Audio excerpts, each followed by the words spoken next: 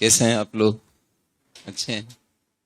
तो मैं स्वागत करता हूं आपको अपनी क्लास में इंडियन इकोनॉमी की। मेरी आवाज़ ठीक से आ रही है आप लोगों को? अच्छा।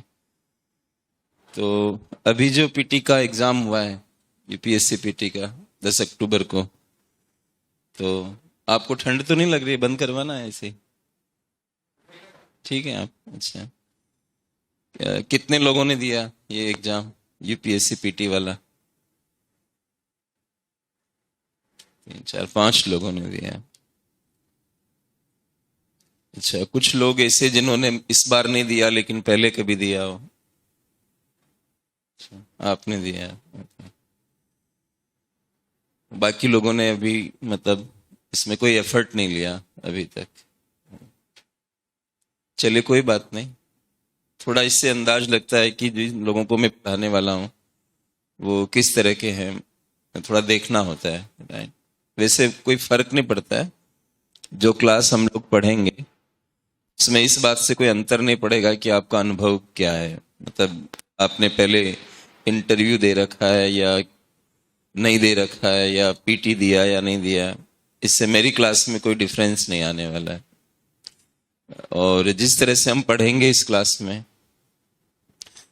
जीरो से लेकर ऊपर तक जाएंगे, मतलब जिसको आप कहते हैं फर्श से लेकर अर्श तक जाना। तो यही सोच के मैं क्लास को आयोजित करता हूँ कि मेरे सामने जितने भी लोग हैं वो मतलब एक तरह से जीरो के स्तर पर आए हैं मेरे पास, और उनको मुझे उस मुकाम तक लेके जाना है जहां वो यूपीएससी में अच्छा स्कोर कर सकें। तो कोर्स की डिजाइनिंग भी उसी तरह से की हुई है और लेक्चर प्लान भी उसी के अकॉर्डिंग बना हुआ है। तो उसमें कोई अंतर नहीं आने वाला है। और इस क्लास में आप इस चीज को दिमाग से निकाल दें कि आपने इकोनॉमिक्स का कभी पढ़ा नहीं है, या आपका कभी उसका एकेडमिक्स में बैकग्राउंड नहीं रहा है। कि कई बच्चे होते हैं जिन्होंने इकोनॉमिक्स में बीए किया हुआ होता है, या 12th स्तर तक पढ़े हुए होते हैं, या कॉमर्स के बच्चे होते हैं, एमबीए के बच्चे होते हैं। तो ये कोई भी पृष्ठभूमि आपकी अगर नहीं भी है तो भी कोई फर्क नहीं पड़ता है। आप ये मान के चलें कि आज से शुरू कर रहे हैं हम, तो आप एसेंस और ट्रस्ट दो चीजें रखिए। मतलब ट्रस्ट के बिना मार्केट नहीं चलते हैं। हो सकता है आपने मेरे बारे में सुना हो, कोई भी आधार हो सकता है आपका यहाँ आने के लिए, लेकिन आपने देखा नहीं, मुझे पढ़ाते हुए नहीं देखा होगा, राइट? तो एक ट्रस्ट है जिसके आधार पर आप मेरे सामने हो। और फीस की बात नहीं है, समय तो आप दे ही रहे हो। जैसे 8 बजे सुबह सुबह आकर आप लोग यहाँ पर बैठे हुए हैं, तो एक टाइम आप दे रहे हैं मुझे। किसी भी तरह का सेक्रीफाइस हो, वो सेक्रीफाइस होता है। और समय किसी के पास नहीं होता है कि वो इतने बिजी समय के अंदर, खास तौर से तब जबकि अभी कुछ स्टेट परीक्षाएं भी सामने हैं, तो उसमें समय निकाल कर कोई आ रहा है। मेरे यहाँ 7:30 बजे, ये तो 8 बजे मैंने किया है। ज्यादातर हमारा जो समय रहा है वो 4 बजे का रहा है। 4 से 6 में पढ़ाता रहा हूँ। तो ये कुछ वर्षों बाद हमने इसको चेंज किया है, और मेरे कुछ एंगेजमेंट इस तरह के आगे, मैं दृष्टि में भी फैकल्टी हूँ, तो अब उनको मुझे अकोमोडेट करना था। तो मेरे लिए जो टाइम जिसको मैं हमेशा चला के रख सकता हूँ, मुझे यही सुटेबल लगा। और जब मैं दिल्ली विश्वविद्यालय में था, लगभग 10 साल तक मैंने डीयू में पढ़ाया है। आपने किरोड़ीमल कॉलेज का नाम सुना होगा, तो उसमें मैं पढ़ाता रहा हूँ, राइट? तो वहां कॉलेज में जाने के लिए मुझे फिर यहाँ 7:30 बजे बैच लेना पड़ता था। और 7:30 बजे भी लोग आते थे, और लोग बोलते थे कि 7:30 बजे कौन से स्टूडेंट्स आते हैं, कैसे बैच बनता है। तो हमारे यहाँ 7:30 में भी जगह नहीं होती थी मॉर्निंग में। तो पढ़ने वाले लोग सुबह 7:30 भी यहाँ पर आते थे। 7:30 क्लास शुरू होने का मतलब 7 बजे यहाँ पर लोग आएंगे, तब जाकर वो उनको जगह मिल पाएगी। तो उसी फॉर्म में फिर से आ गए हैं। तो मुझे खुशी है कि जो मॉर्निंग का टाइम होता है वो मुझे लगता है कि इकोनॉमिक्स पढ़ने का सबसे बढ़िया टाइम है, जहाँ बिल्कुल फ्रेश होकर एक सब्जेक्ट को पढ़ते हैं, और ये थोड़ा कंसंट्रेशन की डिमांड करता है, थोड़ा माइंड को अप्लाई करने की डिमांड करता है। तो ज्यादा अच्छा हम इसको तब कर सकते हैं जब मॉर्निंग में इसको पढ़ रहे होते हैं। तो उस लिहाज से मतलब मुझे खुद को भी काफी अच्छा महसूस हो रहा है कि इतने टाइम बाद में मॉर्निंग में मतलब इस विषय को पढ़ा रहा हूँ, और एक ही बैच में लूंगा, मतलब यही मेरा एक बैच रहेगा हमारे यहाँ पे। और पहले भी मैं एक ही बैच लिया करता था आमतौर पर, उतना समय मेरे पास होता नहीं था, डीयू वगैरह की जिम्मेदारियां होती थी, तो उसके हिसाब से मैं हमेशा से एक ही बैच, बाकी पूरे दिन भर हमारे यहाँ पर ये वैकेंट रहता है, और बस एक बैच इवनिंग होगा तो इवनिंग में एक बैच, नहीं तो मॉर्निंग में एक बैच, इस तरह से चलता है।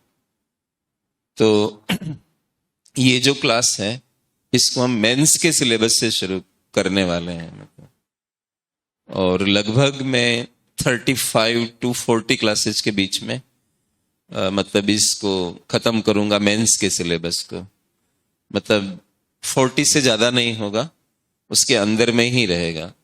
आमतौर पे मैं मतलब 30 क्लासेस में खत्म कर देता हूं, लेकिन मेरे यहाँ पर मतलब आराम से बच्चों को इंटरेक्शन करने का मौका मिले, और थोड़ा मतलब ऐसी कोई नियोजन नहीं होता है कि हम यहाँ पर ज्यादा अच्छा पढ़ाएं और दूसरी जगह कम पढ़ाएं, ये कोई इरादा नहीं होता है।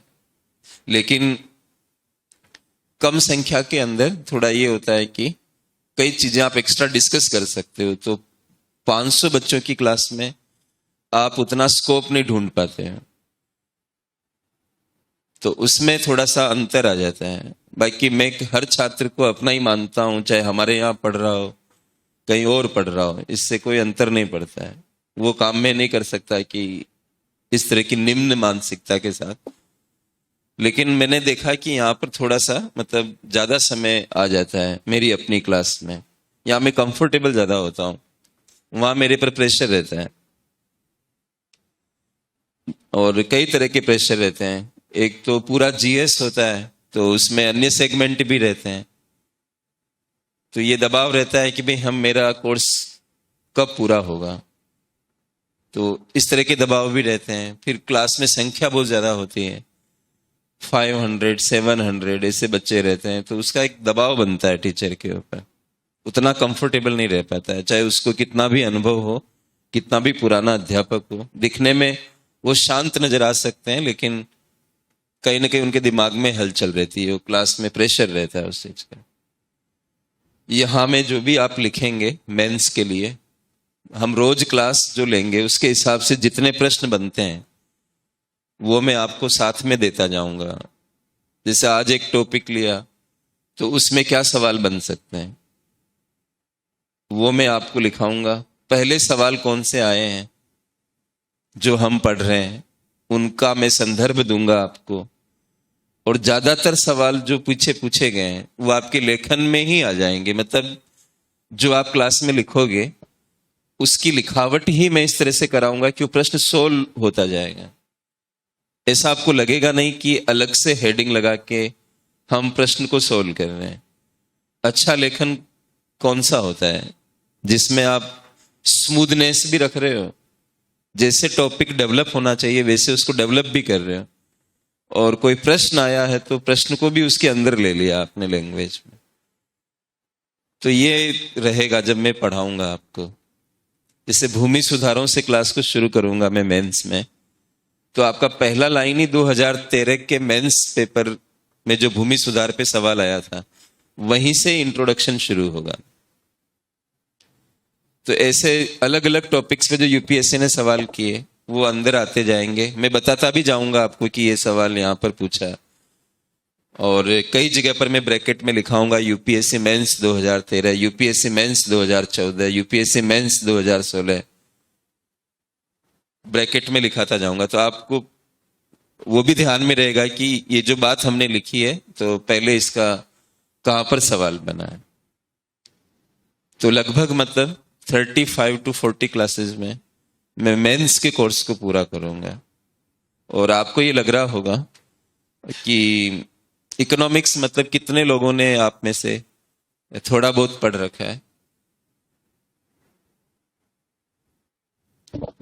बाकी लोग मतलब बिल्कुल नहीं पढ़े हुए हैं, अर्थशास्त्र के बारे में कोई विशेष जानकारी नहीं है आपको, ऐसा तो नहीं होना चाहिए।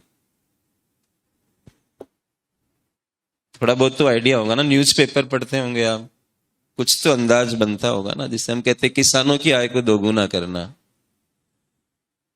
राइट। तो इस तरह की बातें तो आती रहती होगी। अब जैसे भारत के लिए कहा जा रहा है अभी कि भारत टेक्निकली मंदी से बाहर हो गया है, मंदी से बाहर निकल चुका है। तो मंदी का मतलब आप कुछ अंदाज तो मिलता होगा, क्योंकि डे टू डे लाइफ में इतना इकोनॉमिक्स जुड़ा हुआ है। तो ऐसा मत कहिए, मैं ऐसे ही सोचने के लिए थोड़ा पूछा था कि कितने लोग क्या बोलते हैं। आप सब लोग यही समझिए कि आप इकोनॉमिक्स को जानते हो, ऐसा नहीं कि इकोनॉमिक्स को नहीं जानते हो। अखबार बिना पढ़े तो बिल्कुल कोई काम बन ही नहीं सकता है, और उसमें मुझे लगता है कि सबसे इंपॉर्टेंट इवेंट्स में आजकल इकोनॉमिक्स के इवेंट्स आते हैं। चाहे आपने ग्लोबल मिनिमम टैक्स रेट का नाम सुना हो, अभी पिछले दिनों चर्चा में रहा ग्लोबल मिनिमम टैक्स रेट, और इसमें फेसबुक, गूगल, ट्विटर, ये बाहर की जो कंपनियां हैं, ये उन राष्ट्रों में अपना हेड ऑफिस बनाती है जहां पर टैक्स की रेट कम होती है, और अपनी सर्विस वो डिजिटल तरीके से कहीं भी दे सकती है। जैसे जैसे डिजिटलीकरण बढ़ रहा है दुनिया में, वैसे वैसे कंपनियां जो बड़ी बड़ी है बाहर की कंपनियां, वो टैक्स को अवॉइड कर रही है ज्यादा, क्योंकि आप तो फेसबुक यहां पर भी चला सकते हो, फेसबुक का यहां कार्यालय होना कोई जरूरी नहीं है। अंतरराष्ट्रीय नियम ये कहता है कि जिस कंपनी का परमानेंट ऑफिस नहीं होगा, जैसे भारत में किसी कंपनी का परमानेंट ऑफिस नहीं है, तो भारत सरकार उस पर टैक्स नहीं लगा सकती। अभी बहुत चर्चा में रहा, 2023 में ये इंप्लीमेंट होगा, और 15% का ये हुआ फाइनल कि सभी राष्ट्र मिलकर कम से कम 15% टैक्स लगाएंगे बाहर की जितनी भी कंपनियां हैं उनके ऊपर 15% का लगाएंगे। भारत में अभी कितना टैक्स लगता है कंपनियों के ऊपर, कुछ आइडिया है आपको? जो कंपनियों का मुनाफा होता है, एक इनकम टैक्स होता है, एक कंपनियों का मुनाफा होता है, राइट, उसके ऊपर कॉरपोरेशन टैक्स लगता है। वो इंडिया में अभी कितना चल रहा है लगभग, एक मोटा अंदाज आप दे सको तो? नहीं, 40% नहीं, 22% कर दिया था हमने, मतलब 30% होता था।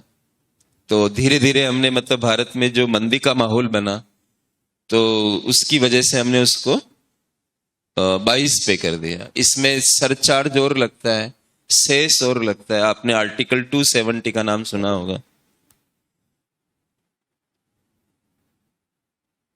एक अनुच्छेद 270 है, एक अनुच्छेद 271 है। 270 में लिखा गया है कि जो यूनियन है, केंद्र सरकार है, वो किसी विशेष पर्पज के लिए सेस लगा सकती है, जिसको हिंदी में उपकर कहते हैं। जैसे इस साल के बजट में एक सेस लगा था, क्या नाम था उस सेस का? इस साल के बजट में लगाया गया था। ऐसे आपसे बातचीत कर रहा हूं, कुछ पता होगा आपको। मेरे वीडियोस देखते हो आप यूट्यूब पर? कितने लोग देखते हैं? तो उस पर टॉपिक में मैंने लिया था, शामिल किया था इसको। बजट के ऊपर मेरे 4 वीडियोस हैं। ज्यादा यूट्यूब पर नहीं होता हूं मैं, कभी कभी ही होता हूं, और बहुत ज्यादा हम उसका कॉमर्शलाइजेशन भी नहीं करते। कभी इच्छा हुई तो डाल दिया, लेकिन वो बहुत अच्छे वीडियोस हैं जो अभी हैं वहां पर। तो आप लोग जिन्होंने हाथ खड़ा किया जैसे आपने, तो इस साल के बजट में एक सेस हमारी सरकार ने लगाया। तो क्या नाम था उसका?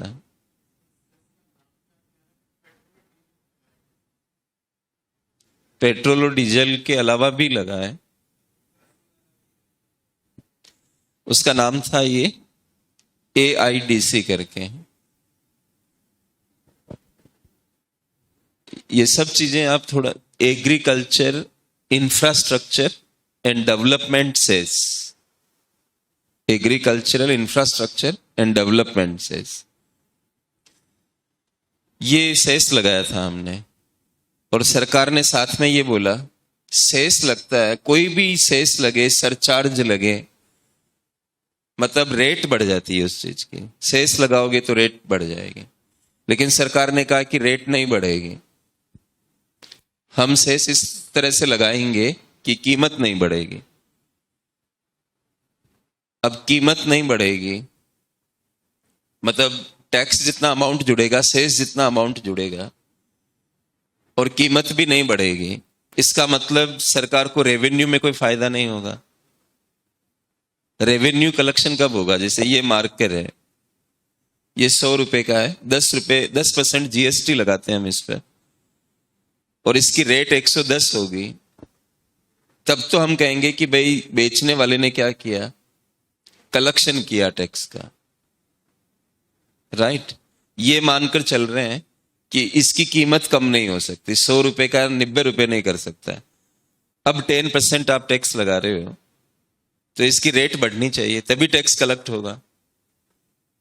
तो केंद्र सरकार ने यह फैसला क्यों लिया कि हम सेस भी लगा रहे हैं और रेवेन्यू भी नहीं बढ़ेगा, यानी जिन वस्तुओं पर हम ये सेस लगाएंगे उनकी कीमत नहीं बढ़ेगी। आप उस वीडियो को देखना जाने के बाद, मेरा कोई ऐसा इरादा नहीं कि मैं अपने चैनल को मुझे पॉपुलर करना है, ये नेचर नहीं है। आप देखिएगा, आपको बहुत अच्छा लगेगा, उससे आपको ये भी समझ में आएगा कि मेरे पढ़ाने का तरीका क्या है। जैसे अभी तो मैं आपके सामने आया हूं, आप भी उतने मतलब अपने आप को कंसंट्रेट नहीं कर पा रहे हैं, मैं भी धीरे धीरे अपने आप को सेट कर रहा हूं आपकी क्लास में। उसके बाद फिर हम लोग जब पढ़ना शुरू करेंगे तो आप धीरे धीरे समझ जाएंगे, लेकिन फिर भी 4 वीडियोज आपको दिख जाएंगे यूट्यूब पर, एक बार उनको देखिएगा तो आपको अंदाज मिल जाएगा कि यूपीएससी के स्टैंडर्ड को हम कैसे ध्यान में रखते हैं। मतलब स्टैंडर्ड को मेंटेन करना बहुत जरूरी है, एनालिसिस करना बहुत जरूरी है, मेंस के लिए तो उसकी बहुत ज्यादा जरूरत है। और केंद्र राज्य वित्तीय संबंधों में ये बहुत चर्चा में रहा है। आपको ये पता होना चाहिए कि 80वां संविधान संशोधन जो अधिनियम है 80वें नंबर का, उसके आने के बाद भारत में जितने कर केंद्र लगाता है, जितने भी कर लगाता है केंद्र और वसूलता है, लगाना और वसूलने में अंतर हो सकता है। कई बार केंद्र कर लगा सकता है लेकिन वसूले ये जरूरी नहीं है। एक कर का नाम सुना होगा, आजकल तो जीएसटी में चला गया, सेंट्रल सेल्स टैक्स का नाम सुना होगा। ये अभी नहीं है, ये जीएसटी में मर्ज हो गया है, लेकिन जब ये था तो केंद्र इसको लगाता था, लेकिन इसका जो रेवेन्यू होता था वो राज्यों के पास ही रह जाता था, राज्य वसूलते थे इसे और वो इसको अपने पास रखते थे, और लगाता कौन था? केंद्र। जब आप पीटी पढ़ते हो और मेंस पढ़ते हो, चाहे वो पॉलिटी हो, इकोनॉमी हो, उसमें ये बारीक चीजें आपको ध्यान में रखनी होती है। कई बच्चे ये ध्यान नहीं लगा पाते हैं, उनको ये रहता है कि केंद्र जो कर लगाता है, उनके दिमाग में रहता है कि वो वसूलता भी है। ये गलत है। आपकी लैंग्वेज में क्या होना चाहिए? जो कर केंद्र लगाता है और वसूलता भी है। 80वें संविधान संशोधन के आने के बाद जितने भी कर केंद्र लगाता वसूलता, वो सब राज्यों में वितरण योग्य हैं, बांटना पड़ेगा। लेकिन सरचार्ज और सेस के कारण, मतलब आर्टिकल 270 में सेस की बात की गई है और 271 में सरचार्ज की बात की गई है। सरचार्ज को आप हिंदी में अधिभार कहते हैं, और सेस को आप उपकर कहते हैं। जो अधिभार होता है वो टैक्स पर टैक्स होता है, टैक्स के ऊपर टैक्स लगता है, उसको हम अधिभार कहते हैं। अभी मैं इनको पढ़ा नहीं रहा हूं, मैं सिर्फ आपसे डिस्कस कर रहा हूं जब नंबर आएगा तब हम देखेंगे। फिलहाल मतलब थोड़ा सा परिचय दे रहा हूं कि अधिभार जो होते हैं वो टैक्स के ऊपर टैक्स होता है, और सेस जो होता है वो टैक्स पर टैक्स नहीं होता है, वो एडिशनल लगता है, अलग से लगता है। दोनों से जो कलेक्शन होगा वो राज्यों में वितरण योग्य नहीं है। अब समझो आप बजट की बात को, केंद्र ने ये लगाया, केंद्र ने जनता को तो खुश कर दिया कि ये लगेगा तो सामान महंगे नहीं होंगे, लेकिन इससे जो कलेक्शन आएगा कुछ भी वो राज्यों में वितरण योग्य नहीं बनेगा। तो केंद्र सरकार का जो पैसा है वो राज्यों को बांटना नहीं पड़ेगा। ये उसके पीछे की मैथमेटिक्स रही है। तो ये जो चीजें चल रही होती है उसको आप जोड़ो, मतलब ये नहीं कि बजट को देख लिया और उसको एनालाइज नहीं किया। और आपको ये भी पता होना चाहिए कि मेंस में एक टॉपिक है आपके, इस टॉपिक का नाम है गवर्नमेंट बजटिंग।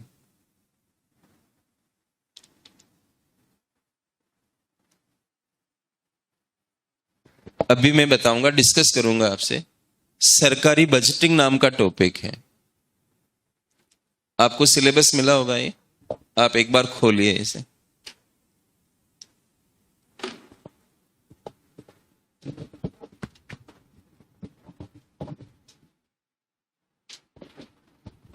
पेज नंबर 7 निकालिए।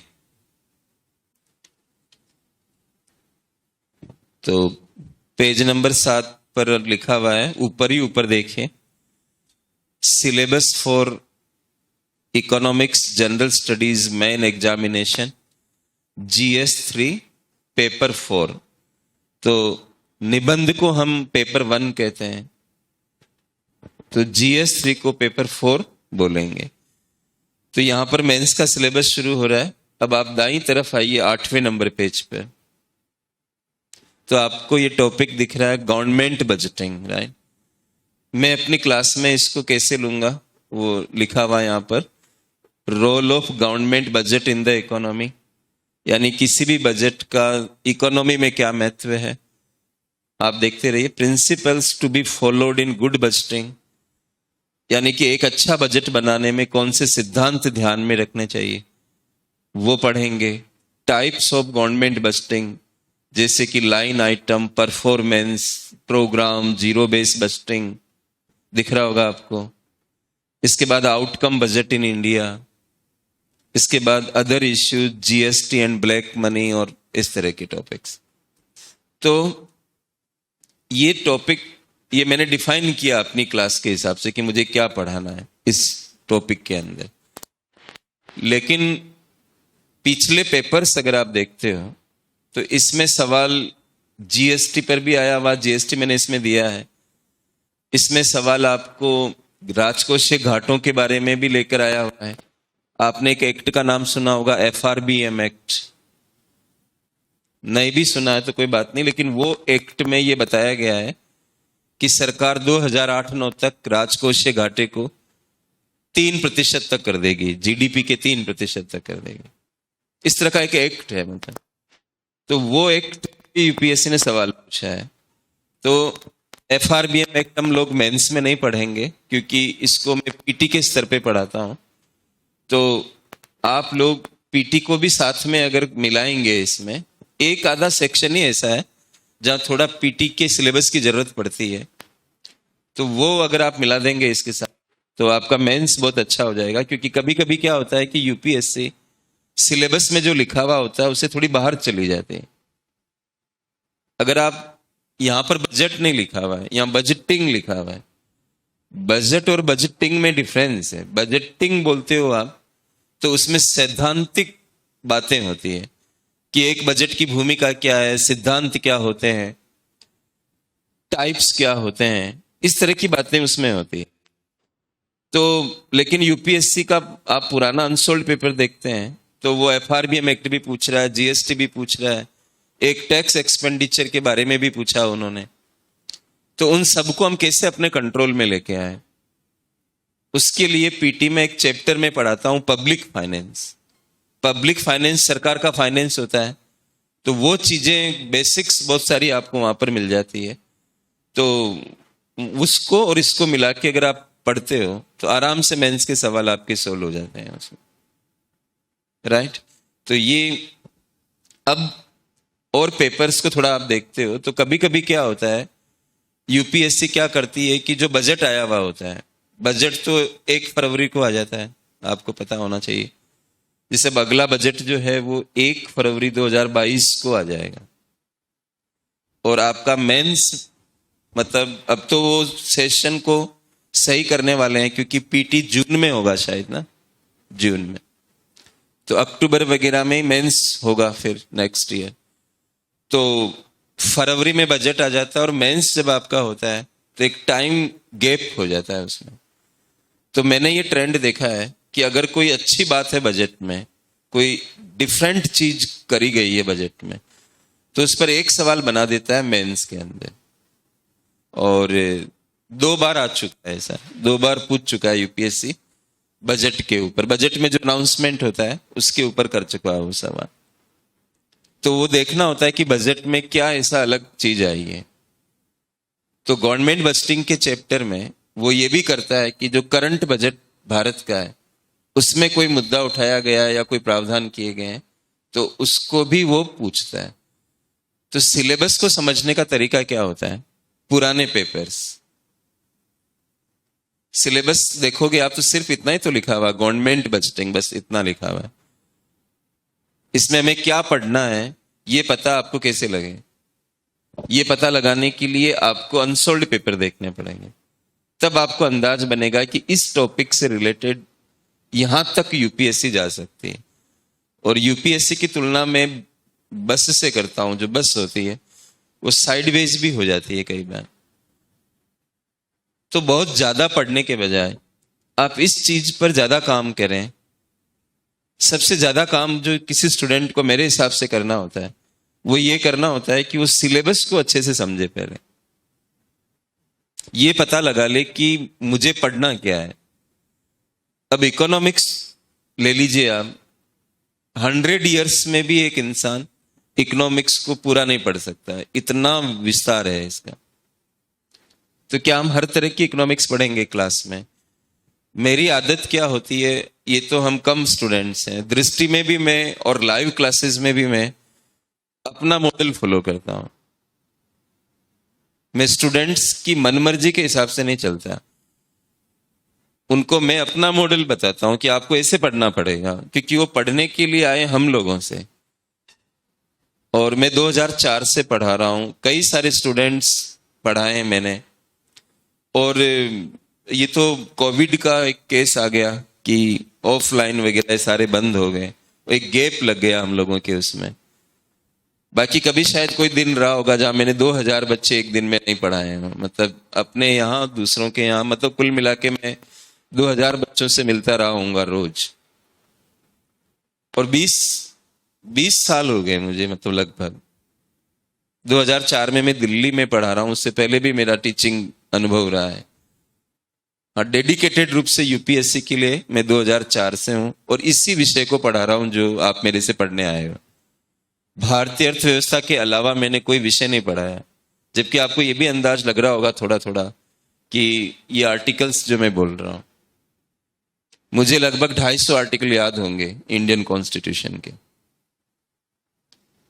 लेकिन मैंने एक एरिया बना लिया अपना कि मुझे इस क्षेत्र में काम करना है। मेरे पास फिलॉसफी भी रहा है और मेरे फिलॉसफी में बहुत अच्छे मार्क्स भी रहे हैं, 180 तक भी स्कोर किया है मैंने। जब 300 का पेपर होता था, 300 आउट ऑफ 300, 180 तक मार्क्स भी मैंने गेन किए हुए हैं अपने फिलॉसफी में। और मतलब अच्छा मेरा उसमें ज्ञान है, लेकिन मैंने कभी ट्राई नहीं किया इस चीज के लिए कि मैं एथिक्स पढ़ा लूं, फिलॉसफी पढ़ा लूं, ये कर लूं, वो कर लूं।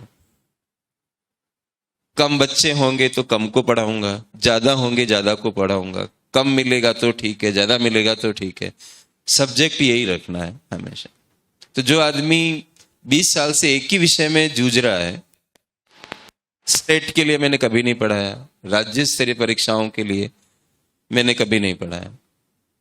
और जब इलाहाबाद वगैरह में जाता रहा हूं तो बच्चों को मैं ये कहता हूं कि मैं पढ़ाऊंगा यूपीएससी के हिसाब से। आपको अगर कोई फायदा स्टेट के हिसाब से मिल रहा है तो आप उस फायदे को उठा सकते हो। लेकिन आप ये चाहो कि मैं अपनी क्लास को चेंज करके स्टेट लेवल का बना दूं, ये संभव नहीं होगा। अब क्या होता है कि जिस फील्ड में आप लगातार काम करते हो तो आपको इंट्यूशन आते हैं,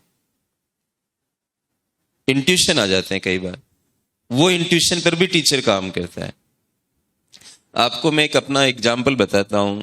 2016 में प्रधानमंत्री फसल बीमा योजना को शुरू किया गया था।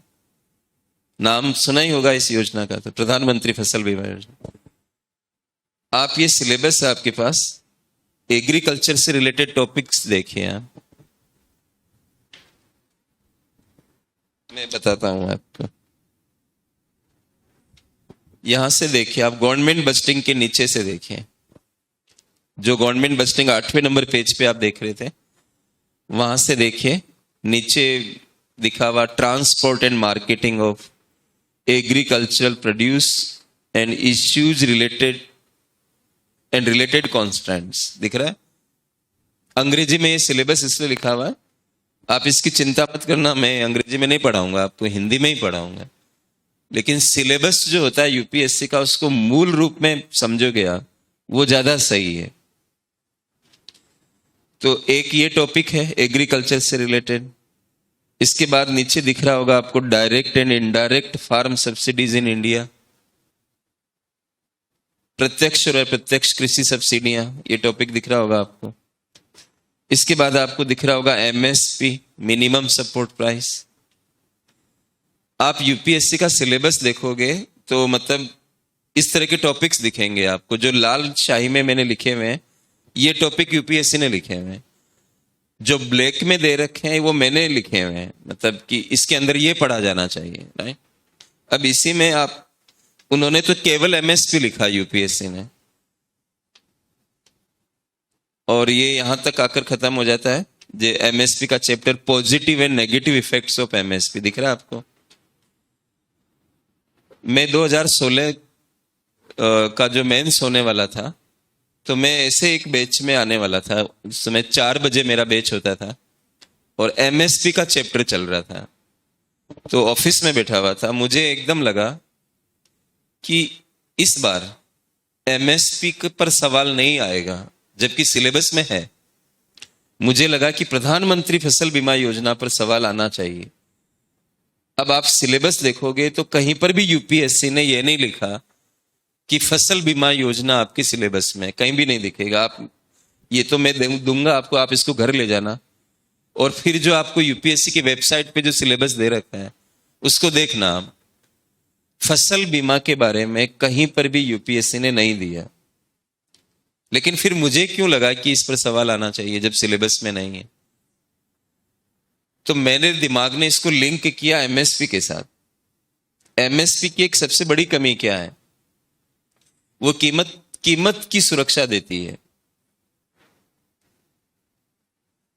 केवल कीमत, मतलब आपके यहां गेहूं हुआ तो जो एमएसपी है उसके ऊपर आप गेहूं बेच दीजिए सरकार को, तो कीमत की सुरक्षा मिल रही है ना।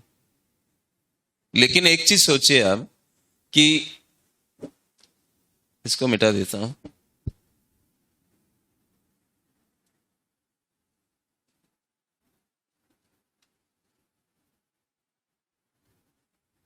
जैसे कीमत को हम प्राइस बोलते हैं, राइट। सरकार गारंटी दे रही है कि जो एमएसपी हमने डिक्लेयर कर रखी है वो आपको हम देंगे, राइट।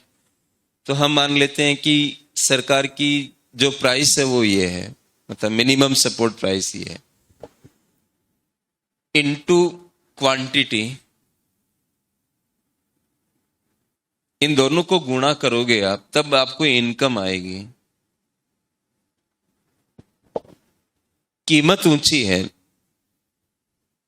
लेकिन अगर किसान के पास मात्रा नहीं होगी, क्वांटिटी नहीं होगी, तो क्या उसको आप सही मायने में सुरक्षा दे पाएंगे? कीमत सुरक्षा का मतलब ही नहीं बनता अगर किसान की आय सुरक्षित नहीं हो।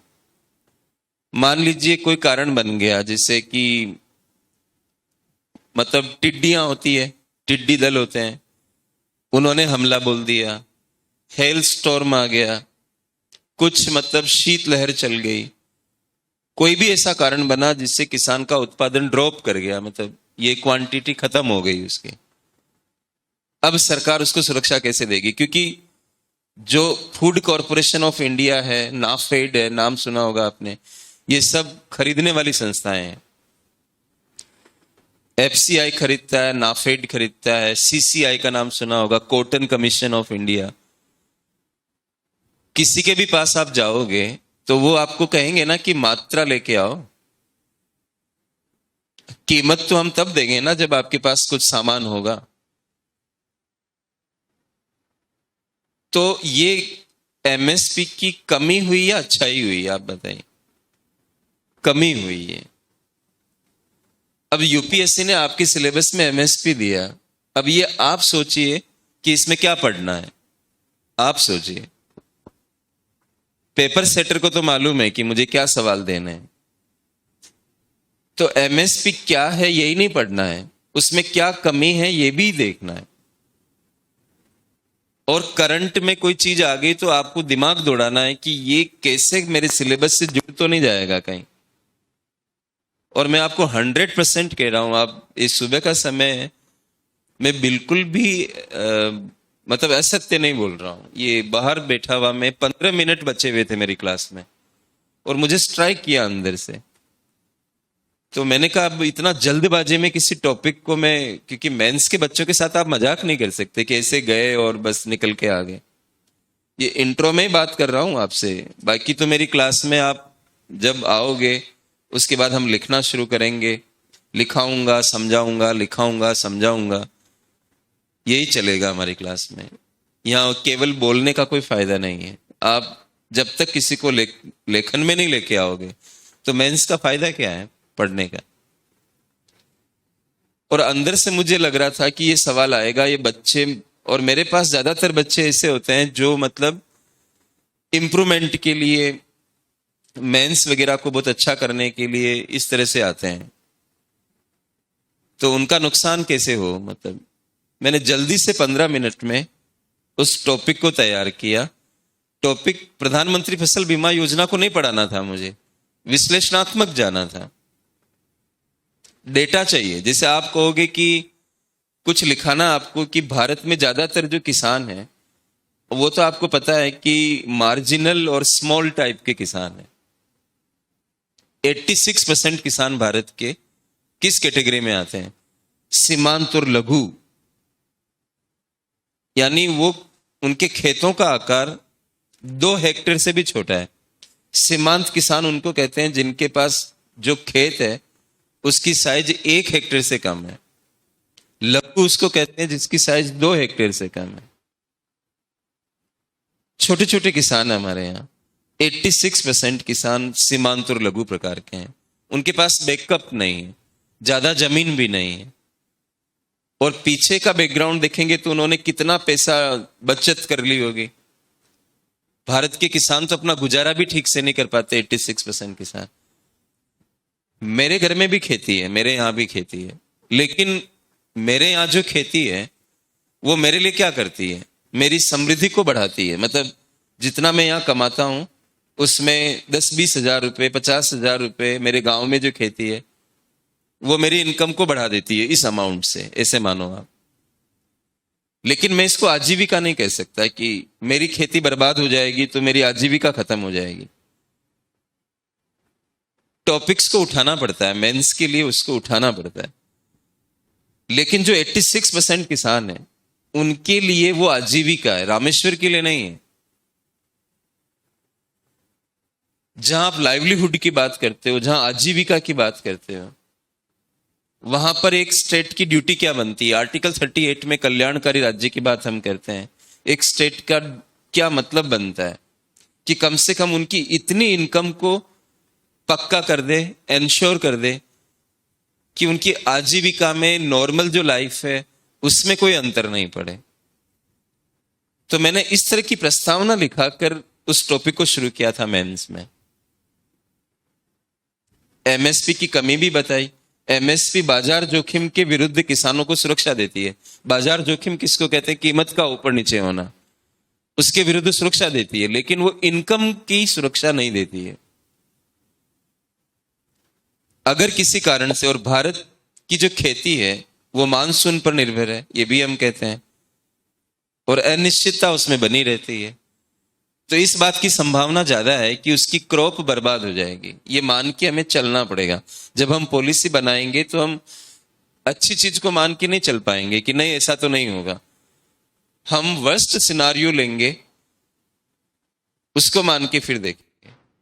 तो मैंने वहां प्रस्तावना में लिखाया था कि एमएसपी मार्केट रिस्क के विरुद्ध सुरक्षा तो देती है, लेकिन वो इनकम को सिक्योर नहीं करती।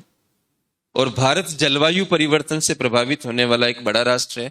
इसके अलावा भारत में 61% एग्रीकल्चर लगभग बारिश के ऊपर निर्भर है। 61% एग्रीकल्चर बारिश के ऊपर निर्भर है, जो अनिश्चित बनी रहती है। इस तरह का बैकग्राउंड बना के फिर मैंने कहा कि भारत में जरूरी यह है कि किसानों की इनकम को प्रोटेक्ट किया जाए। इनकम को प्रोटेक्ट करने के लिए फसल बीमा की आवश्यकता है।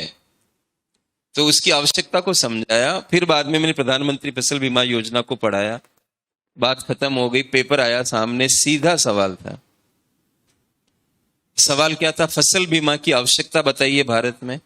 और दूसरा भाग था प्रधानमंत्री फसल बीमा योजना की मुख्य विशेषताएं बताइए। तो सेकंड पार्ट तो कोई भी कर सकता था, लेकिन पहले पार्ट को कैसे उठाएंगे हम कि फसल बीमा की क्या आवश्यकता है। और आपको पता है कि जो बीमा होता है वो एक खेत का करते हैं। जैसे एक किसान कहता है कि 2 लाख रुपए की इनकम मेरे को इसमें चाहिए, तो बीमा कंपनी पीछे के डेटा देखती है कि इसमें कितना कितना प्रोडक्शन इस एरिया में होता रहा है। उसके हिसाब से वो क्या करती है, उसको फिक्स करती है कि ये एमएसपी है मार्केट में और हम 2 लाख रुपए की आपको गारंटी देते हैं।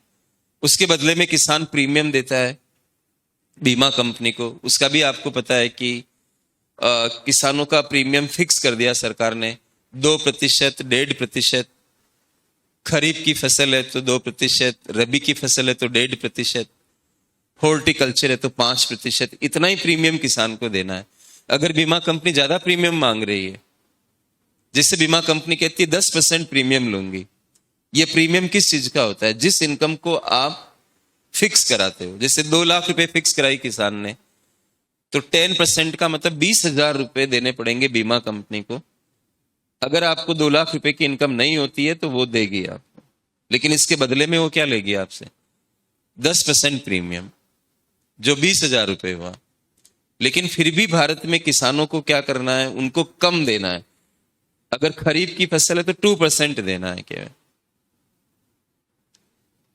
जो बचेगा बाकी का अमाउंट वो केंद्र और राज्य आधा आधा करेंगे। इसमें सब्सिडी है। तो कोई भी किसान बीमा क्यों नहीं कराएगा फिर? तो प्रोटेक्शन मिलता है उसे। तो टॉपिक को ऐसे कनेक्ट करते हैं। अगर मैं छोड़ देता कि छोड़ो एमएसपी है, बच्चे तो कुछ पूछने वाले नहीं है, जब प्रधानमंत्री फसल बीमा योजना पर अगर वो पूछेंगे तो भी मैं कह दूंगा कि सिलेबस में तो नहीं है ये, फिर हम क्यों पढ़ेंगे। लेकिन मैंने उसको एडवांस में फील किया और लाल कलर का पेन था मेरे पास, उसी से फटाफट लिखा और फिर क्लास में उसको कराया और उनके सवाल मिले। तो आपको सिलेबस को ऐसे लिंक करके चलना है। कई बार हम मुद्दे को नहीं समझ पाते मेंस के हिसाब से। जैसे मुझे लगता है 2022 का जो मेंस होगा उसमें किसानों की आय दोगुना करने पर सवाल होना चाहिए, क्योंकि हम लोगों का टारगेट रहा है कि 2022 तक हम किसानों की आय को दोगुना करेंगे। अब मान लीजिए यूपीएससी ने सवाल किया कि इस मुद्दे को समझाइए, जो किसानों की आय को दोगुना करना, ये मुद्दा क्या है बेसिकली। मुझे विश्वास है कि 1000 बच्चों में से 999 बच्चे, 999 बच्चे इसको किससे जोड़ेंगे? एग्रीकल्चर के साथ। किसानों की आय दोगुना कैसे होगी, वो ऐसे सुझाव देंगे जो कृषि से जुड़े हुए होंगे। लेकिन वो सही तो होंगे, लेकिन उतने सही नहीं होंगे, क्योंकि टॉपिक क्या है? टॉपिक है किसानों की आय को दोगुना करना। टॉपिक ये नहीं है कि कृषि से आय को दोगुना करना। क्या हम ये टॉपिक पढ़ रहे हैं इंडिया में कि कृषि से आय दोगुना हो, नहीं, हम कह रहे हैं किसानों की आय दोगुना हो। समझ आ रही है आपको मेरी बात? अब किसानों की आय दोगुना होने का मतलब क्या हुआ कि हम कृषि से रिलेटेड भी बातें बताएंगे और हम नॉन एग्रीकल्चर से रिलेटेड बातें भी बताएंगे। और नॉन एग्रीकल्चर एक्टिविटी में सबसे इंपॉर्टेंट है पशुपालन। आपकी सिलेबस में भी है पशुपालन। और ज्यादातर हम देखते हैं कि जो किसान होते हैं उनके पास पशु भी रहते हैं, तो पशुपालन से भी आय बढ़ सकती है, कुटीर उद्योग से भी बढ़ सकती है। रबी के सीजन में छोटे छोटे किसान क्या करते हैं, आपने गांव में देखा होगा, वो कुछ कुछ चीजें बनाते रहते हैं, मतलब कपड़े भी बनाते हैं, हैंडलूम जैसा काम भी करते हैं। कई लोग रस्सा बनाते हैं, रस्सा बना लेते हैं, एक वो गोल गोल सी होती है उसको घुमा रस्सा बना लेते हैं, रस्से बिकते हैं, मेलों में बिकते हैं। तो उस काम को पूरा परिवार मिलके कर रहा है, तो वो एक्स्ट्रा इनकम जनरेट हुई कि नहीं? तो आपको ये भी कहना चाहिए उसमें कि हमें नॉन एग्रीकल्चरल एक्टिविटी को भी प्रमोट करना चाहिए।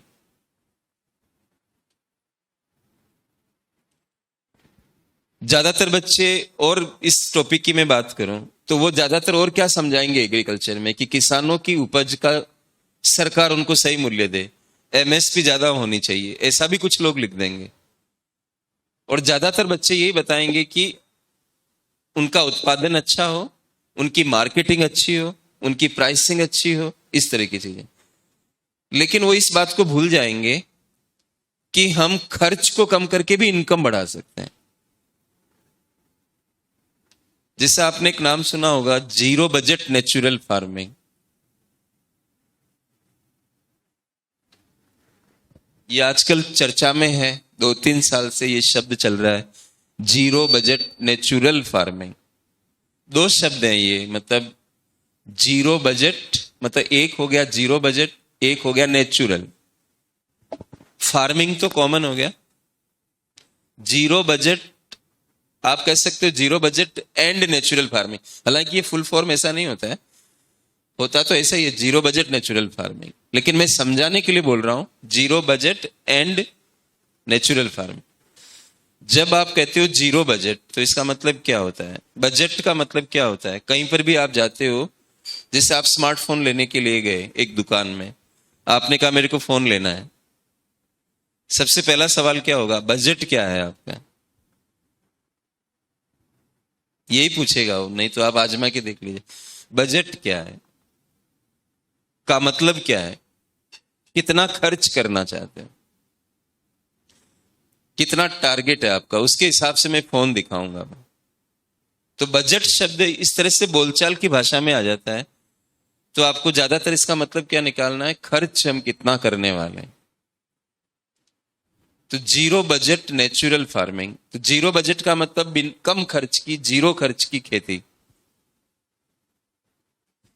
तो आप इससे एक संदेश लीजिए कि अगर हम नेचुरल फार्मिंग में जाते हैं एक सीमा तक जा पाएंगे, लेकिन कारण यह कि भारत में जनसंख्या ज्यादा है। अगर आप ऑर्गेनिक खेती में गए तो प्रोडक्शन स्लो होता है उसमें। नेचुरल फार्मिंग का माइनस पॉइंट इंडिया के कॉन्टेक्स्ट में क्या है, प्रोडक्शन स्लो होता है। जब प्रोडक्शन स्लो होगा तो हम उतना फूड ग्रेन्स पैदा नहीं कर पाएंगे। और मुझे याद है कि एक गर्ल थी अमेरिका से, उसने किसी यूनिवर्सिटी से एमएससी किया था एग्रीकल्चर में। आई थिंक ये बात होगी 12 या 13 साल पहले की। वो आईएएस का इंटरव्यू दे रही थी और एमएससी था एग्रीकल्चर में। अब कोई कारण होगा कि उसने अमेरिका से एमएससी किया था। ऐसे मेरी एक क्लास में कैम्ब्रिज से थी एक लड़की, इकोनॉमिक्स पढ़ाता था, जब ऑप्शनल इकोनॉमिक्स ही मैं पढ़ाता रहा हूं काफी समय तक, लेकिन पिछले 4 साल से मैंने छोड़ दिया ऑप्शनल। मतलब ये नया सिलेबस जो यूपीएससी का आया और उसके बाद में लोगों ने मुझे जीएस में पढ़ा, बोला कि आप पढ़ाइए, तो उसके बाद फिर मैंने ऑप्शनल छोड़ दिया, क्योंकि वो न्याय नहीं हो पाता है। मैंने आपको पहले क्या कहा कि मेरी नेचर क्या है, फिलोसफी जानता हूं, पॉलिटी जानता हूं, फिर भी मैं इसी विषय के साथ रहा। और ऑप्शनल पढ़ाता रहा तो जीएस नहीं पढ़ाता था। एक काम कर सकता हूं मैं कोई भी, और ये मेरे घर में भी लोग कहते हैं कि एक ही काम ये कर सकते हैं, मतलब एक टाइम पर दो काम नहीं हो सकते। तो फिर ऑप्शनल मैंने छोड़ दिया। लेकिन जब मैं ऑप्शनल पढ़ा रहा था तो एक लड़की कैम्ब्रिज से थी, मतलब वो यहीं पढ़ी थी सामने। अब सबका अपना, नॉर्थ ईस्ट की लड़की थी, अब किसी वजह से गई होगी बाहर और वहां से पढ़ाई करके आई थी। और नॉर्थ ईस्ट के काफी बच्चे जो है वो यूपीएससी देते हैं, इंग्लिश मीडियम होता है उनका। और मैं इंग्लिश मीडियम में ही पढ़ाता रहा हूँ, अपना ऑप्शनल तो मैं हमेशा इंग्लिश मीडियम में ही पढ़ाया। और जीएस शुरुआत में जब मैं दिल्ली में आया तो वहां जाता था हौज खास की तरफ, उधर में आईआईटीएंस को पढ़ाता था। तो वहां पर मैं ये शुरुआत में मुझे थोड़ी मुश्किल थी, जब मैं दिल्ली में आया था नया नया, तो मुझे जीएस के कुछ सेगमेंट उन लोगों ने दिए और थोड़ी शर्तें लगाई मेरे ऊपर कि आप ये नहीं पढ़ाएंगे तो आपको वो नहीं पढ़ाने देंगे। तो इस वजह से मेरे को कुछ विषय शुरू में पढ़ाने पड़े थे। उसमें मैंने पॉलिटी भी पढ़ाया मतलब। और कमाल की चीज ये होती थी कि जो जब पढ़ाता था तो पब्लिक एडमिनिस्ट्रेशन के बच्चे एक अलग क्लास में पढ़ते थे, वो मेरी क्लास में आ जाते थे पॉलिटी की क्लास में। मतलब वो पबेट की क्लास छोड़ के और पॉलिटी की क्लास में आ जाते थे। पॉलिटी मेरा इतना अच्छा रहा है, लेकिन उसको मैंने नहीं किया, मैंने टीचिंग कैरियर में कभी उसको अपना हिस्सा नहीं बनाया। तो यहां पर हम लोग बात कर रहे थे मतलब जीरो बजट। तो हमें हमारा जो माइंड है यूपीएससी के हिसाब से वो हर दिशा में चलना चाहिए। आप केवल एमएसपी एमएसपी बढ़ाने की बात मत करो, आप खर्च कम करने की बात भी करो, उसमें नेचुरल फार्मिंग मदद कर सकती है। तो वो जो लड़की थी उसको मैंने सवाल किया कि क्या भारत में हम, जैसे पढ़ाऊंगा मेंस में आपको, कि जो हम अभी आजकल खेती कर रहे हैं भारत में, जो ओवर फर्टिलाइजेशन हम कर रहे हैं, केमिकल्स का जो इस्तेमाल कर रहे हैं, ज्यादा फर्टिलाइजर जो हम खेतों में डाल रहे हैं, इसकी वजह से सोशियो इकोनॉमिक एनवायरमेंटल कॉस्ट पैदा हो रही है हमारे देश में। सामाजिक लागत भी हो रही है, आर्थिक लागत भी हो रही है और पर्यावरणीय लागत भी हो रही है। सामाजिक लागत किसको कहते हैं? जब हमारे समाज में विषमताएं बढ़ती है, उस संदर्भ में बात कर रहा हूं मैं। ये कहा जाता है कि बड़े किसान ज्यादा लाभ उठाते हैं सब्सिडियों का, तो वो इनकम का जो गैप है, छोटे किसान आप देखो कहां वो, क्या वो मंडी में जा पाते हैं? भारत में 454 स्क्वायर किलोमीटर पर एक मंडी है। 454 स्क्वायर किलोमीटर, अगर आप रेडियस के हिसाब से देखोगे, मतलब एक यूं दूरी के हिसाब से देखोगे, तो 80 किलोमीटर के ऊपर एक मंडी है। क्या 80 किलोमीटर, आपको नहीं लगता गांवों में जहां सड़कें अच्छी नहीं है, एक आदमी माल भर के ले जा रहा है मंडी में, और माल का साइज कितना है? 5 क्विंटल, 10 क्विंटल, छोटे छोटे बोरे होते हैं, उनको भर देते हैं। उनमें इतना वजन नहीं आ पाता, दिखने में लगता है कि ढेर लगा हुआ है और वजन उनमें है ही नहीं इतना। उनको भर के आप मंडी ले जा रहे हो। 80 किलोमीटर जाने और आने में फ्यूल चार्ज कितना लग जाएगा, डीजल पे कितना खर्चा हो जाएगा। और बल्कि वर्तमान कॉन्टेक्स्ट में तो जितना डीजल महंगा हो गया है, तब तो आप उम्मीद ही छोड़ दीजिए। एमएसपी हमारी सरकार ज्यादा देती है आजकल। आपको पता होगा 2018-19 के बजट में हमारी सरकार ने कहा कि जितनी आपकी लागत आएगी उसकी तुलना में 50% ज्यादा आपको कीमत देंगे। और सब्सिडी देने का एक तरीका क्या होता है कि आप कीमत ज्यादा देकर भी सब्सिडी दे सकते हो।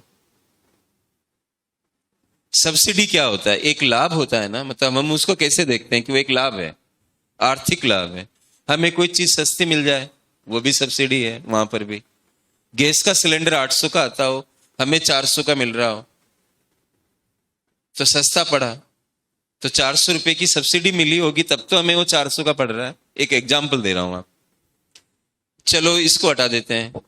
आपके घर में सिलेंडर आया, आपको 800 का मिला, उसने कहा 800 रुपए दीजिए, लेकिन बाद में सरकार ने आपके खाते में 400 रुपए भेज दिए, तो भी सब्सिडी है। इसको हम कहते हैं डायरेक्ट बेनिफिट ट्रांसफर। तीसरा तरीका क्या है कि किसान जो अनाज वगैरह पैदा कर रहे हैं, मान लीजिए उसका रेट होना चाहिए, लागत के हिसाब से रेट होना चाहिए 1500 रुपये पर क्विंटल, ऐसा मान लो थोड़ी देर के लिए। सरकार मान लीजिए उनको 2000 रुपये भेज देती है, तो पैसा एक्स्ट्रा गया कि नहीं गया ये?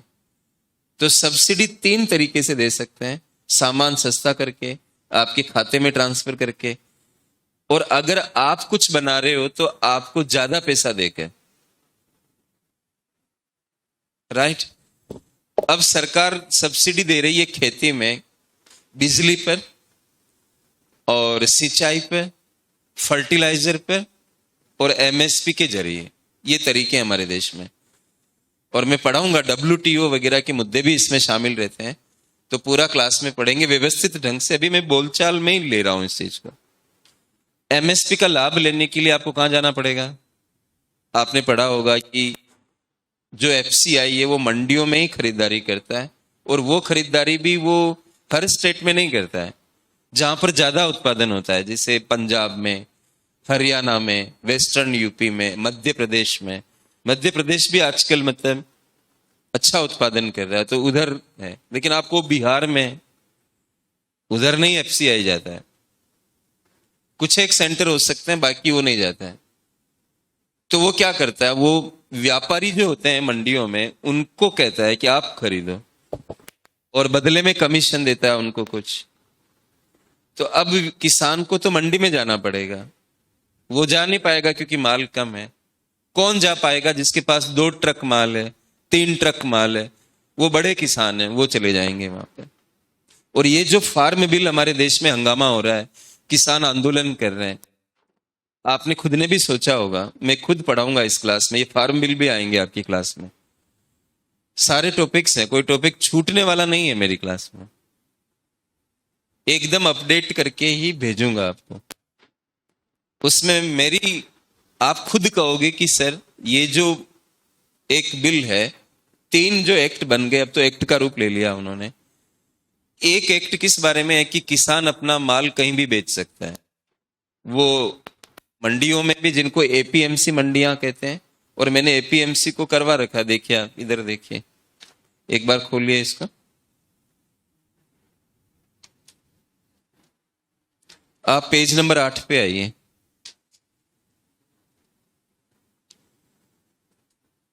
अब इसमें आपको पेज नंबर 8 पर गवर्नमेंट बजटिंग का जो पहला चैप्टर है, टॉपिक है, उसके नीचे दिख रहा होगा transport and marketing of agricultural produce and issues and related constraints. Right? इसमें आप नीचे आइए, जो आते जाइए आपको दिखेगा स्टेट एपीएमसी एक्ट, दिख रहा है कहीं पे? स्टेट एपीएमसी एक्ट, आप ढूंढिए इसे, दिख रहा है? स्टेट एपीएमसी एक्ट के सामने क्या लिखा हुआ? Introduction and weaknesses. वीकनेसेस का मतलब क्या है? कमजोरियां। और ये सिलेबस आज का प्रिंटेड नहीं है मेरा, ये सिलेबस हमने बहुत पहले प्रिंट करा रखा, मतलब एक साथ प्रिंट करवाते हैं। तो नए टॉपिक भी जो जुड़ते हैं तो मैं क्लास में फिर करवाता हूं उनको, क्योंकि बदलते रहते हैं। अब हम अगर 200 छपवाएंगे तो हमें कॉस्ट ज्यादा पड़ती है, और वो छापते नहीं है, वो कहते हैं हमें 2000 का ऑर्डर दो, 5000 का ऑर्डर दो। तो ये मुझे ऐसा लगता है, मतलब कम से कम 2 साल पहले के हैं ये मेरे, जो आपको दिया है। जहां एडिशन होगा मैं करवा दूंगा, अपने आप ही टॉपिक चलेगा वहां पर, लेकिन 2 साल पहले से ही ये इसके अंदर है। और 2 साल के पहले फिर और एक सिलेबस था यहाँ पर। सिलेबस तो मैं हर बार देता हूं, और आपको बता दूं कि 2013 का जो मेंस हुआ था, उससे पहले जो मैं पढ़ा रहा था, तब से मैं एपीएमसी पढ़ा रहा हूं।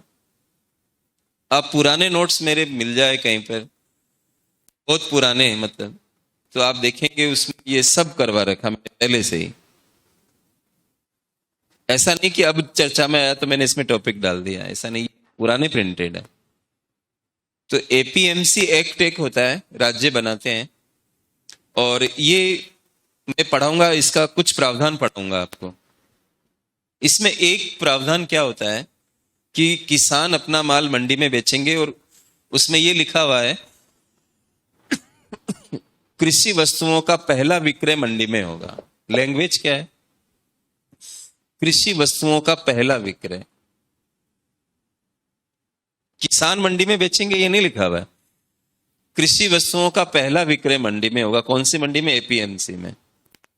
तो पहला विक्रय कौन करता है? आप ही सोचिए कि फर्स्ट सेल कौन करेगा? किसान ही तो करेगा। जो उत्पादन करेगा वही तो पहला सेल करेगा। व्यापारी कभी भी पहला सेल नहीं कर सकता, किसी कीमत पे नहीं कर सकता, क्योंकि व्यापारी के पास माल जाएगा तभी तो वो फिर सेल कर सकता है। तो पहला सेल कौन करता है? किसान। तो फर्स्ट सेल मंडियों में जो एपीएमसी वाली उनमें करना होगा, ये नियम है। लेकिन अब सरकार ने क्या बोला कि आपकी इच्छा है, मतलब उन्होंने ये नहीं कहा कि इसमें मत बेचना, आपकी इच्छा है, इसमें भी बेच सकते हो, बाहर भी बेच सकते हो। इसमें जाते हैं तो एक मार्केट फीस लगती है, इसमें जाते हैं, बाहर बेचने पर नहीं लगेगी। अब क्या हो रहा है इसकी वजह, मैं पूरे एक्ट में नहीं जा रहा हूं अभी। अब ऐसा लग रहा है कि जो किसान है वो बाहर माल बेचेंगे, मतलब क्योंकि उनको मार्केट फीस नहीं लगेगी।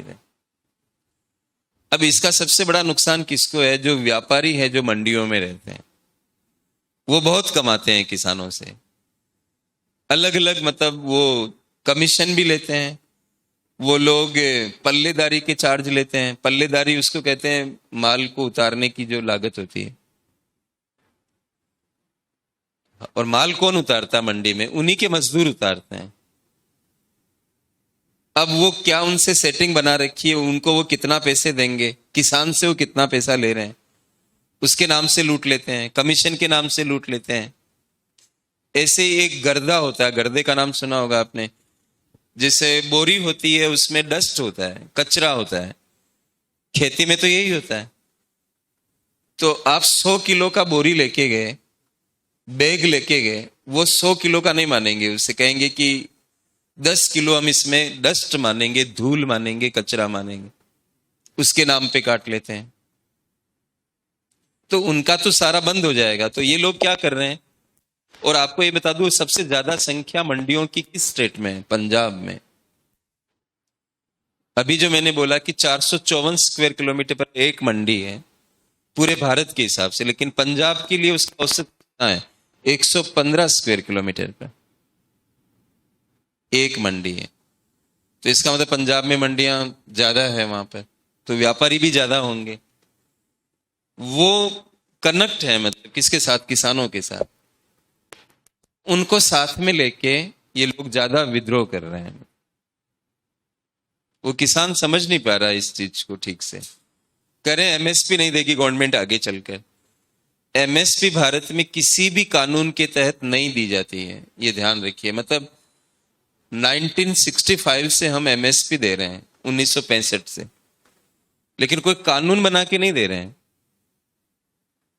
बस सरकार स्कीम चला रही है, आप ऐसे मानो। लेकिन आप कहोगे कि इसके लिए ये विधेयक बना हुआ है, ये अधिनियम बना हुआ है, कोई भी लॉ नहीं है, बिना लॉ के दे रहे हैं। जैसे भारत में योजना आयोग था, क्या वो संविधान में उसका गठन हुआ था? नहीं। उसके लिए लॉ बना था? नहीं। वो एग्जीक्यूटिव ऑर्डर से ही बना था, मतलब। और कितना पावरफुल था ये तो आप छिपा हुआ नहीं है। और फिर नीति आयोग बना, तो उसका पैटर्न भी तो लगभग वही है। नीति आयोग के लिए कोई लॉ थोड़ी है, नीति आयोग के लिए कोई कॉन्स्टिट्यूशन का आर्टिकल थोड़ी। आप पढ़ लीजिए कॉन्स्टिट्यूशन को कि कौन से आर्टिकल में नीति आयोग आपको नजर आता है। तो एमएसपी जो चला हुआ आ रहा था वो बिना लॉ के ही चला हुआ आ रहा था। तो सरकार ने कहा कि भाई पहले भी लॉ नहीं था, न हमने एक्ट में लिखा कि आपको एमएसपी नहीं मिलेगी, तो फिर आप ये क्यों कह रहे हो कि एमएसपी बंद हो जाएगी? तो इस तरह की चीजें, मतलब ये दुष्प्रचार टाइप का आप इसको बोल सकते हो कि किया गया है। तो ये चीजें हम कवर करेंगे, सारी चीजें। तो इस तरह से ये रहेगा।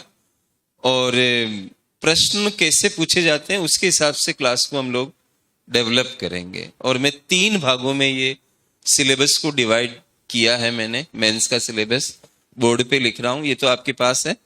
लेकिन मैं क्लास में जिस तरह से चलूंगा वो मैं बता रहा हूँ। और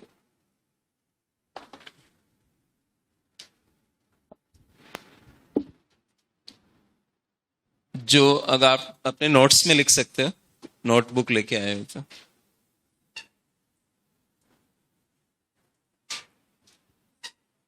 पहला जो पॉइंट है हम लोगों का,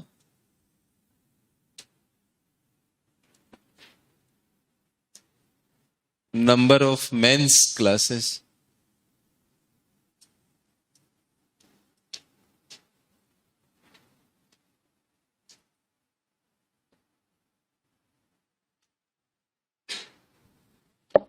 पैंतीस से 40 क्लास में हम इसको करेंगे।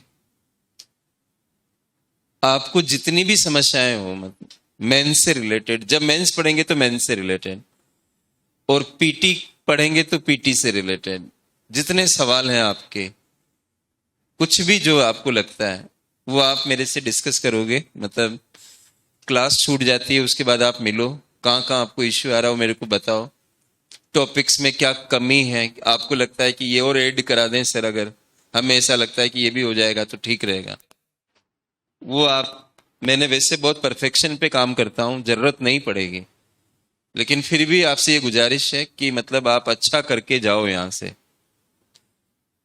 और सबके अच्छे मार्क्स आने चाहिए। हमारा अंतिम लक्ष्य यही है कि कैसे मेंस में नंबर हम उठा लें। और पीटी में आपको 20 सवाल आते हैं, इस बार 15 आए हैं, 20 आते हैं तो मैं आपको 15-16 तक ले जाऊंगा, इतनी कैपेसिटी आपकी बना दूंगा। 5 सवाल की गारंटी मैं नहीं लेता, और आपको भी नहीं उसका ध्यान रखना चाहिए, क्योंकि वो 5 सवाल को करने के लिए आपको फिर पूरे साल भर इकोनॉमिक्स ही पढ़ना पड़ेगा। जिसको छोड़ना आता है वही पाना जानता है, क्या छोड़ना है ये कला भी सीखनी है। तो 1 2 3 सवाल मान लीजिए निकल जाते हैं तो जाने दो, आप, आपको 70-80% मैं करके दे देता हूं, और अन्य विषयों में भी आपके साथ ऐसा ही हो जाता है, तो फिर क्यों नहीं आपका सिलेक्शन होगा, पीटी क्यों नहीं क्लियर होगा, मेंस क्यों नहीं क्लियर होगा। और ये ध्यान रखिए कि जिसका मेंस बहुत अच्छा होता है उसी की पीटी अच्छी होती है। और स्टार्टिंग भी किसी भी नए स्टूडेंट को मेंस से करनी चाहिए। मेंस में करने की वजह मैं बता रहा हूं, जैसे मैंने इतनी बातें आपसे की अभी, किसानों के बारे में, एमएसपी के बारे में, नेचुरल फार्मिंग के बारे में, उस लड़की से जो सवाल पूछा, हाँ वो मैं भूल गया था कि वो, मैंने ये कहा था कि भाई आप ये बताओ कि क्या हम इसमें जा सकते हैं, तो कंफ्यूज हो गई बहुत देर तक, और फिर मैंने कहा आप छोड़िए इसे, और फिर दूसरा सवाल किया। बाद में मिली वो मेरे को इंटरव्यू के बाद में, मतलब मिलने का मतलब क्या, बेल बजा के उनको बुलाते हैं वापस कि आपका क्या रहा। तो जब बाद में मिली वो, तो फिर उसने पूछा सर इसका उत्तर क्या होना चाहिए था जो सवाल आपने किया था। तो मैंने कहा आपको ये तो कहना चाहिए था कि हम जा सकते हैं इस पर, लेकिन धीरे धीरे जा सकते हैं, अभी की स्थिति में एकदम नहीं जा सकते, क्योंकि हमारे यहाँ ज्यादा फूड ग्रेन्स की नीड है, और नेचुरल फार्मिंग के अंदर हम वो चीज नहीं कर पाएंगे अभी। तो प्रायोगिक रूप से धीरे धीरे हम आगे बढ़ सकते हैं, इसको रोका भी नहीं जाना चाहिए, लेकिन हमें ये देखना चाहिए कि भारत की खाद्य सुरक्षा को कोई प्रॉब्लम नहीं आ जाए। बाहर से हम आयात भी कर सकते हैं, लेकिन खाद्य सुरक्षा में आयात अच्छे नहीं माने जाते। भारत का अनुभव है, मतलब पाकिस्तान के साथ, और जब हमारी लड़ाई हो रही थी तो उस पीरियड में, मतलब 1965 और उसके आसपास, वो वाले पीरियड में, मतलब बाहर से, अमेरिका से हमारे यहाँ खाने पीने की सामग्री आती थी बड़ी मात्रा में। और एक कानून है अमेरिका का, पब्लिक लॉ नंबर 480, PL 480, उसमें अमेरिका हमें भेजता था। लेकिन वो क्या करता था, हमें दबाव बनाता था, हमारी फॉरेन पॉलिसी को थोड़ा वो डिस्टर्ब करता था। हम काफी दुखी थे इस बात से। तो हमारा ऐसा पीछे का अनुभव अच्छा नहीं है। आप हर चीज पे निर्भर हो सकते हो, आप क्रायोजेनिक इंजन मंगवा लो बाहर से, आप राफेल मंगवा लो बाहर से, चलो। हालांकि मेरा तो ये भी मानना है कि डिफेंस में भी आप दूसरों पर डिपेंड मत रहो, डिफेंस भी आपका मजबूत होना चाहिए, और खाद्यान्न भी आपका अच्छा होना चाहिए। बाकी सामान आप कंप्यूटर मंगवा लो बाहर से, कारें मंगवा लो बाहर से, ट्रांसपोर्ट इक्विपमेंट मंगवा लो बाहर से, ऐसी चीजें मंगवा लो, चलेगा। ये दो चीजों में मुझे प्रॉब्लम लगती है। खाद्य सुरक्षा में तो ज्यादा है, क्योंकि अगर वो नहीं भेजेंगे तो फिर हमें दिक्कत खड़ी हो जाएगी। आपने हिस्ट्री में पढ़ा होगा कि जो राजा महाराजा मतलब मुगल शासकों के सामने झुकते नहीं थे, तो वो जो रसद सामग्री किले में जाती थी उसको बंद कर देते थे। अब जब फोर्ट के अंदर किले में रसद सामग्री नहीं जाएगी, लोग भूखे मरेंगे, अपने आप सरेंडर कर देंगे। हर घर में किचन होता है कि नहीं होता है? मेरे घर में भी है। आप स्टूडेंट हो तो कुछ तो चीज होगी आपके पास, छोटा सा स्टोव होगा, कुकर भी मदर ने भेजा होगा साथ में कि बेटा कभी भूख लगे और मार्केट में कुछ नहीं मिले तो तुम घर पे बना के खा सकते हो, मैगी वगैरह कुछ तो इंतजाम रखते होगे। अब नहीं रख रहे हो तो वो तो आपकी चॉइस है। मतलब आपको लगता है कि मैं पीजी में रहता हूं तो पीजी वाले रखते होंगे, कुछ गेस्ट आ जाता होगा तो उसको तो खाना खिलवाते होगे ना। नहीं तो छोड़ो, उसको भी बिस्किट रखते होगे, नमकीन रखते होगे, कुछ तो रहता है। अब बिल्कुल ही अंदाज से चल रहे हो जब, तो मैं नहीं कह सकता। बाकी क्या है कि हर घर में किचन होती है, जबकि हम देखते हैं बाहर रेस्टोरेंट भी बहुत हैं, नाई की दुकानें हैं बाहर, लेकिन हम क्या करते हैं, मतलब नाई की दुकान पे जाते हैं, बाल थोड़े लंबे भी हो जाएंगे कुछ दिनों के लिए तो भी कोई बात नहीं। हम ये उस्तरा वगैरह घर पे नहीं रखते कि भाई घर पे भी लोग उस्तरा रख रहे हैं। कोरोना का एक अपवाद है, इसमें लोगों ने क्या किया होगा मुझे नहीं पता है, पत्नियों ने भी बाल काटे पतियों के ये। लेकिन हम कुछ ना कुछ घर में रखते हैं, मतलब राइट। किचन तो जरूरी होती है, और थोड़ा 2-3 सदस्यों का परिवार है तो ये संभव ही नहीं है कि किचन ना हो। अब भारत में इतनी बड़ी जनसंख्या और हमारे खाने का जुगाड़ इंडिया में नहीं होकर हम बाहर से मंगा है, ये हास्यास्पद है मतलब अपने आप में। इसलिए उस गर्ल के सामने कोई रास्ता नहीं था कि वो मुझे ये कहे कि सर आयात कर लेंगे। वो बोलती तो मैं फिर जवाब देता उनको, राइट। तो ये टॉपिक्स जो है मतलब ऐसे कनेक्ट होके चलते रहते हैं। और मेंस की बात कर रहा था अभी मैं आपसे, पीटी ओरिएंटेड बात 1-2 जगह हुई थी जब मैं सेल्स की बात की, इस तरह की बातें की। अगर आप वास्तव में मतलब सब लोग मुझे ठीक ही लग रहे हैं कि मतलब वो आदमी का इंटरेस्ट नहीं होता है तो वो क्या इधर उधर देखता रहता है, ये हम लोगों को पता लग जाता है कि इतना टाइम हो गया पढ़ाते हुए, कभी कोई किधर देखेगा तो समझ में आ जाता है कि ये अब बड़ा मुश्किल में है कि ये कब छोड़े और हम जाए, इनके सम्मान में बैठे हुए हैं बस, ऐसा रहता है, होता है। क्योंकि मेरी क्लास में पढ़ वो ही सकता है जो पढ़ने के लिए आया है, मैं ये बता देता हूँ। अगर वो आनंद ढूंढने के लिए आया है, ज्ञान में आनंद लेना चाहता, तब तो उसको बहुत अच्छा लगेगा। ऐसे कई स्टूडेंट है जो ये कहते हैं सर मालूम ही नहीं चलता क्लास कब खत्म हो जाती है। लाइव क्लास में, जो मैं दृष्टि में लाइव क्लास लेता हूं, तो लड़कों के फीडबैक आते हैं कि सर, और 2 घंटे से ज्यादा नहीं पढ़ाता वहां पर, सब लोग 3-3 घंटे पढ़ाते हैं। मैं कहता हूं ये इकोनॉमिक्स है और मैं बेकार की बातें करता ही नहीं हूं क्लास में, तो मेरा सिलेबस तो आगे जाएगा ही नहीं। मेरे 3 घंटे क्यों पढ़ाऊं, मैं 2 घंटे पढ़ाकर भी वही आउटकम ला सकता हूं जो आप 3 घंटे में कर रहे हो।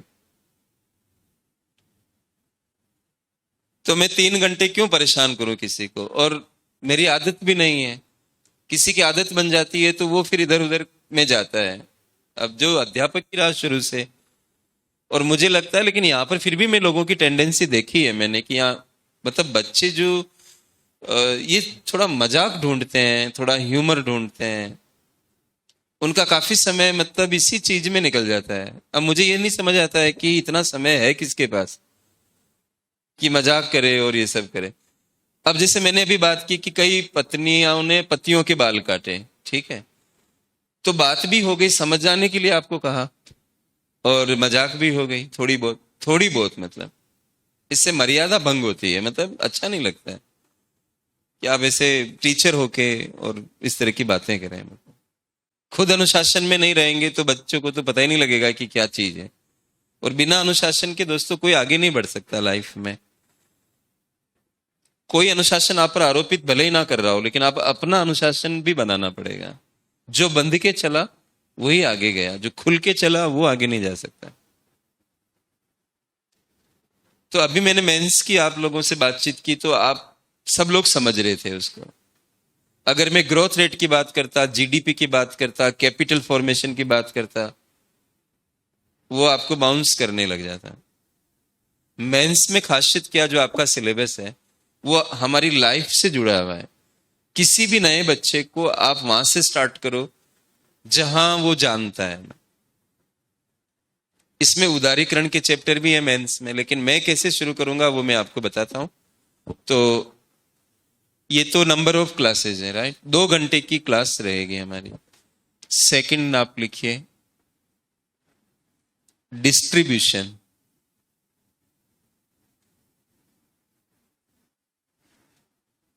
Distribution of topics. किसके? मेंस के।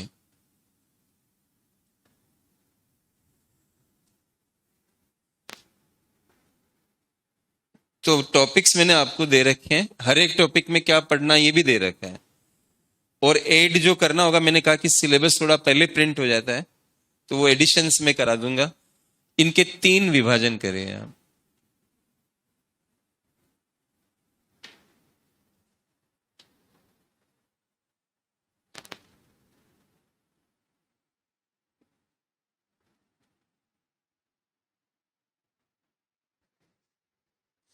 इसमें जो पहला है वो कृषि और संबद्ध विषय।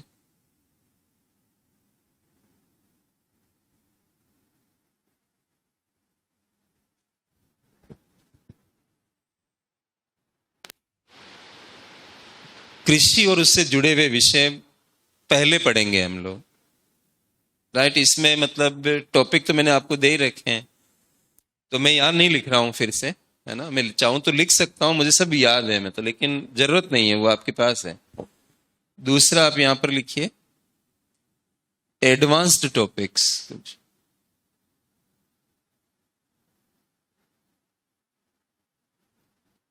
उच्च स्तर के विषय, मतलब आप कह सकते हो इनको। जैसे इनमें कौन कौन से टॉपिक्स डालेंगे हम लोग, एक बार आप इसको ओपन करो, सिलेबस ले लो वापस।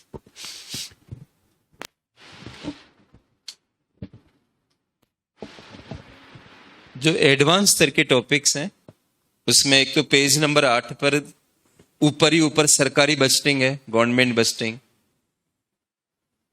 ये आएगा एडवांस लेवल में, राइट। अब आप अगले पेज पे जाइए। फिर आपको दिख रहा होगा पेज नंबर 10 पर इंफ्रास्ट्रक्चर, राइट।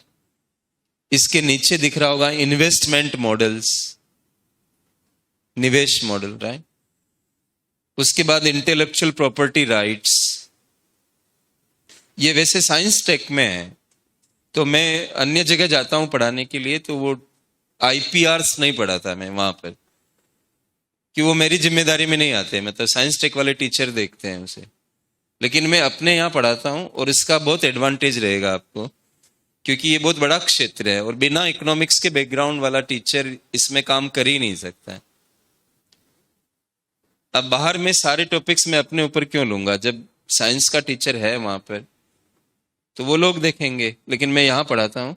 ऐसे मनी लॉन्ड्रिंग एडवांस टॉपिक हो गया, इसको भी एडवांस में रखिए। ये मनी लॉन्ड्रिंग भी मैं बाहर कहीं नहीं पढ़ाता, क्योंकि ये इंटरनल सिक्योरिटी के अंदर आता है। आप सिलेबस देखोगे यूपीएससी का, तो आंतरिक सुरक्षा के साथ इसको मिला रखा है, लेकिन हम मनी लॉन्ड्रिंग पढ़ेंगे। फिर है impacts of liberalisation on Indian economy, ये भी एडवांस टॉपिक है। और लास्ट में दिख रहा होगा आपको चेंज ऑफ इंडस्ट्रियल पॉलिसी। ये जितने टॉपिक्स हैं ये थोड़े उच्च स्तर के हैं, या थोड़ी ज्यादा मतलब इकोनॉमिक्स में गहराई की आवश्यकता होती है। कृषि तो आप आराम से सीख जाओगे, कोई प्रॉब्लम नहीं, ये भी अच्छे से होंगे, लेकिन मैं इनको पहले नहीं करना चाहता हूं, क्योंकि ये पढ़ते पढ़ते आपका इंटरेस्ट पैदा हो जाएगा। उसके बाद हम इसमें जा सकते हैं एडवांस टॉपिक्स में। और लास्ट में मैं लूंगा सोशियो इकोनॉमिक्स।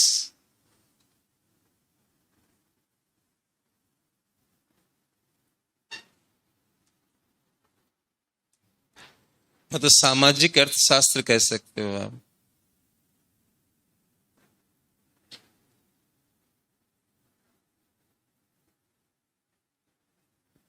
तो इसमें जो टॉपिक्स हैं वो गरीबी इसमें दिख जाएगा आपको, गरीबी, बेरोजगारी,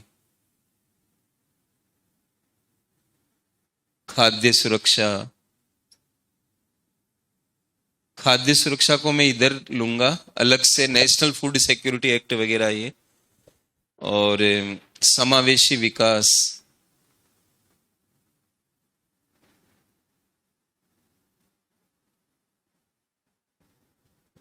और एक और टॉपिक है, जगह नहीं है मेरे पास, लेकिन उसको हम कहते हैं आयोजन के लिए संसाधन जुटाओ। लिख देता हूं मैं यहां पर, आयोजन के लिए।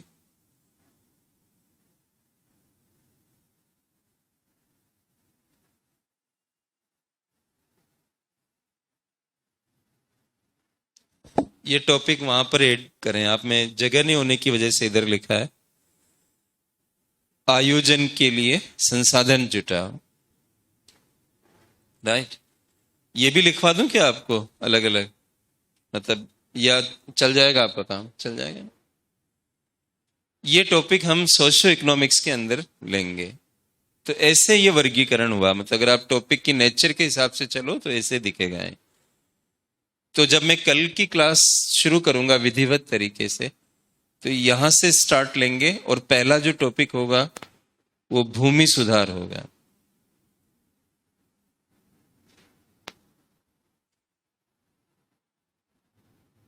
फर्स्ट टॉपिक भूमि सुधार का होगा। इसके बाद मैं कृषि सब्सिडियों के बारे में पढ़ाऊंगा आपको।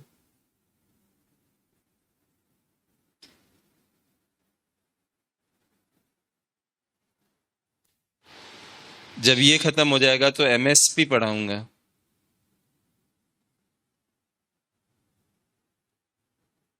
एमएसपी हो जाएगा तब हम पढ़ेंगे पशुपालन का अर्थशास्त्र। ये आपके टॉपिक भी लिखने में आ जाएंगे अभी। तो पशुपालन लिख दीजिए केवल, सिंपल। पूरा नाम तो है पशुपालन का अर्थशास्त्र है। जब ये खत्म हो जाएगा तो मैं आपको पढ़ाऊंगा पीडीएस, पब्लिक डिस्ट्रीब्यूशन सिस्टम, जो अनाज वाली जो है। और इसके बाद में पढ़ाऊंगा लास्ट में आपको खाद्य प्रसंस्करण उद्योग।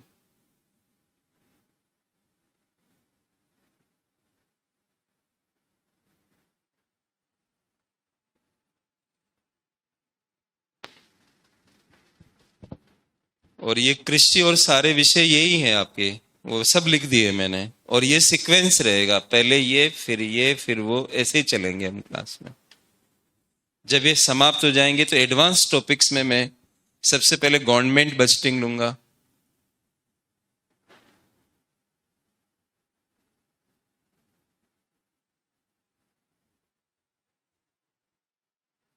सरकारी बजटिंग। उसके बाद मैं निवेश मॉडल पढ़ाऊंगा आपको।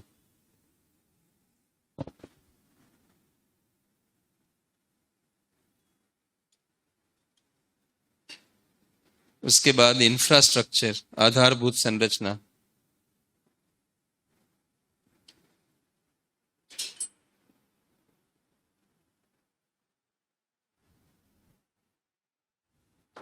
उसके बाद आईपीआर, जो इंटेल बौद्धिक संपदा अधिकार कहते हैं हिंदी में,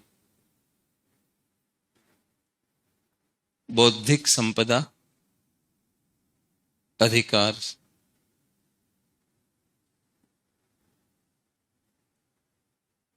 इसके बाद मनी लॉन्ड्रिंग। मनी लॉन्ड्रिंग को हिंदी में क्या कहते हैं? धन शोधन, धन का शोधन करना।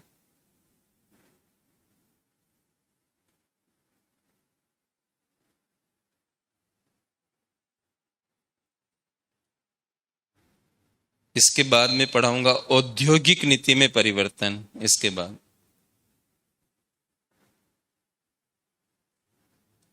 औद्योगिक नीति में परिवर्तन।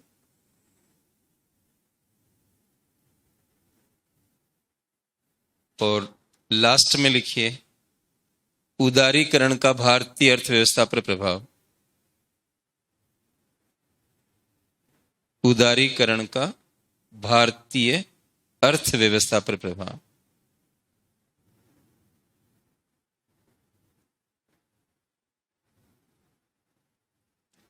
ये हो गए आपके सारे टॉपिक्स। इस तरह से चलेगा ये क्लास, उसी सीक्वेंस में चलेगी। और ये सोच समझकर बनाई हुई है कि पहले कौन से टॉपिक्स कैसे जाने चाहिए, राइट। सवाल ये नहीं कि हमें पढ़ाना है क्या है, सवाल ये भी है कि सामने वाले को अधिगम हो भी पाएगा कि नहीं। तो ये तो आप डिस्ट्रीब्यूशन, मटेरियल आप छोड़ दीजिए, मतलब एक आदि में बता देता हूं, वो आप ध्यान में रखिए। वो काम अब मेरे पे डालिए, फिर मटेरियल भी आप ही को पढ़ना पड़ेगा, तो फिर फायदा क्या निकला। लेकिन एक बेस हर कोई स्टूडेंट कहता है कि सर एक कोई बेस बता दो, आप कोई किताब बता दो हमें। तो उसके लिए मैं थोड़ा बता रहा हूं आपको एक दो चीजें। तो अगला जो है हमारा तीसरा, पढ़ने के लिए सामग्री, ऐसा हेडिंग लगाइए।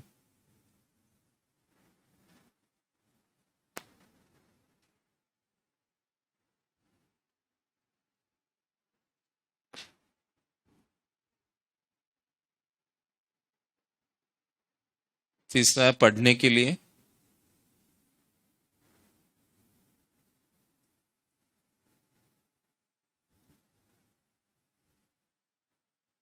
कह सकते हैं स्टडी मटेरियल।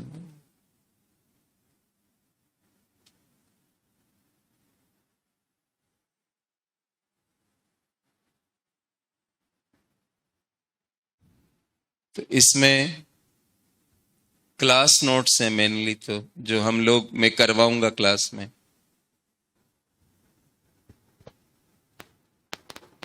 इसी को आधार बनाना है। दूसरा, आप ये किताब आजकल मिल नहीं रही है ऐसा लग रहा है, मतलब कई बच्चों को मैंने सजेस्ट की, मतलब दृष्टि वगैरह में, तो उनको मिली नहीं वो किताब। देख लेना, आपको मिल जाए तो ठीक है, नहीं तो छोड़ देना आप उसे ना। एक इंडियन इकोनॉमी की किताब आती है, उसके राइटर हैं ईश्वर चंद्र ढींगरा।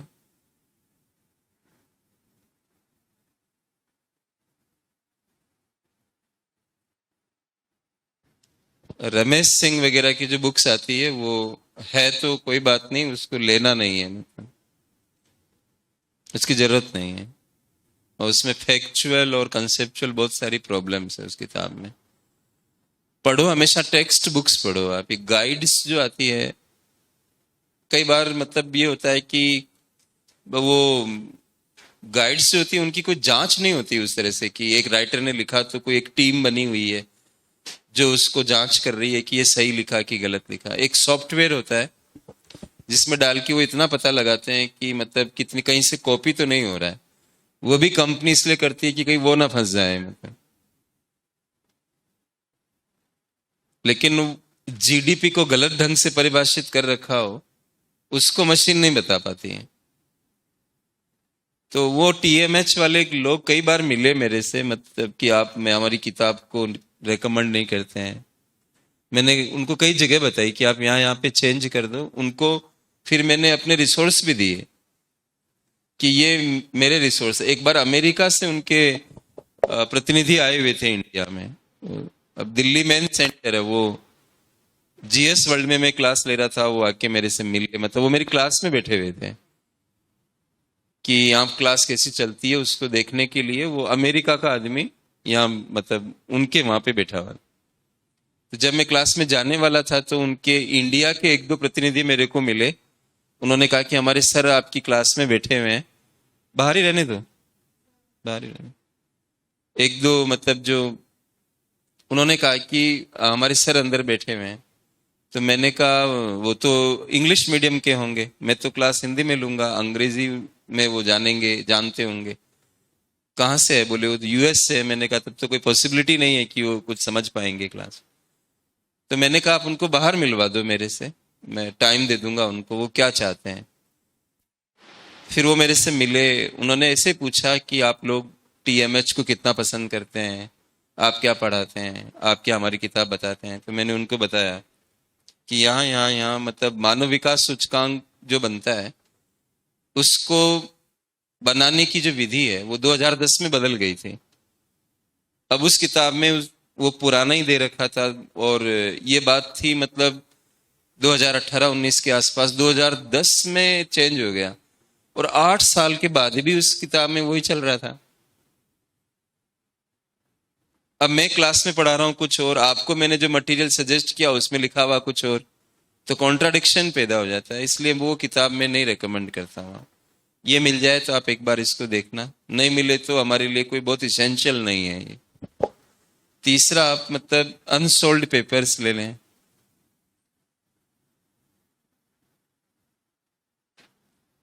2013 से मेंस के लेने हैं, और सॉल्यूशन नहीं लेना है, मतलब अनसोल्ड पेपर का बुकलेट मिल जाएगा वो आप। बाकी तो एक कोई न्यूज़पेपर, हिंदू या इंडियन एक्सप्रेस, या एक बिजनेस स्टैंडर्ड आता है, ये हिंदी में मिल जाता है, बिजनेस स्टैंडर्ड।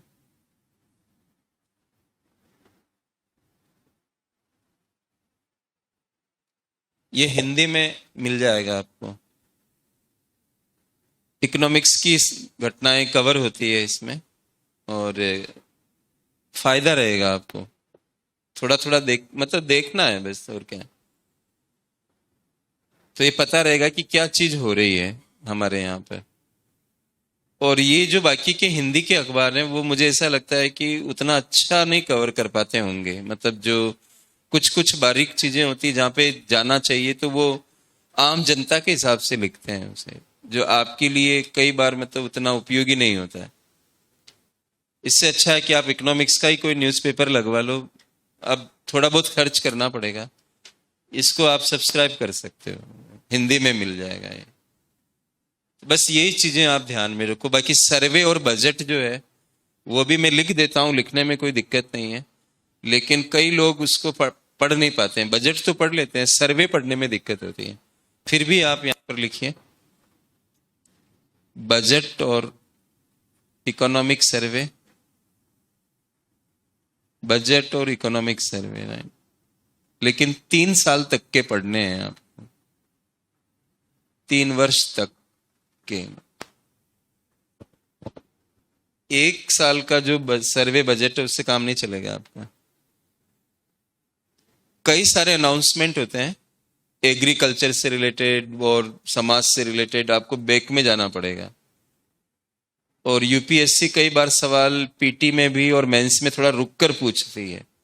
आप करंट को पढ़ के जा रहे हो, वो पीछे जा रही है। जैसे आप इस बार का पीटी पेपर देखेंगे तो आरबीआई को केंद्र सरकार निर्देश दे सकती है जनहित में, संविधान के एक प्रावधान, ऐसा एक सेंटेंस था वहां पे, देखा होगा आपने ये पेपर, राइट। अब ये जो पूछा यूपीएससी ने, ये तो इस चर्चा में है ही नहीं अभी। ये तो 2 या 3 साल पहले चर्चा में था।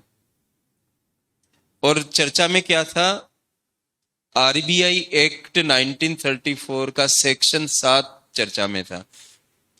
आरबीआई एक्ट 1934 के सेक्शन 7 में लिखा हुआ है कि केंद्र सरकार निर्देश दे सकती है आरबीआई को। उन्होंने 2-3 सेंटेंस दिए, कहा कौन सही और गलत है।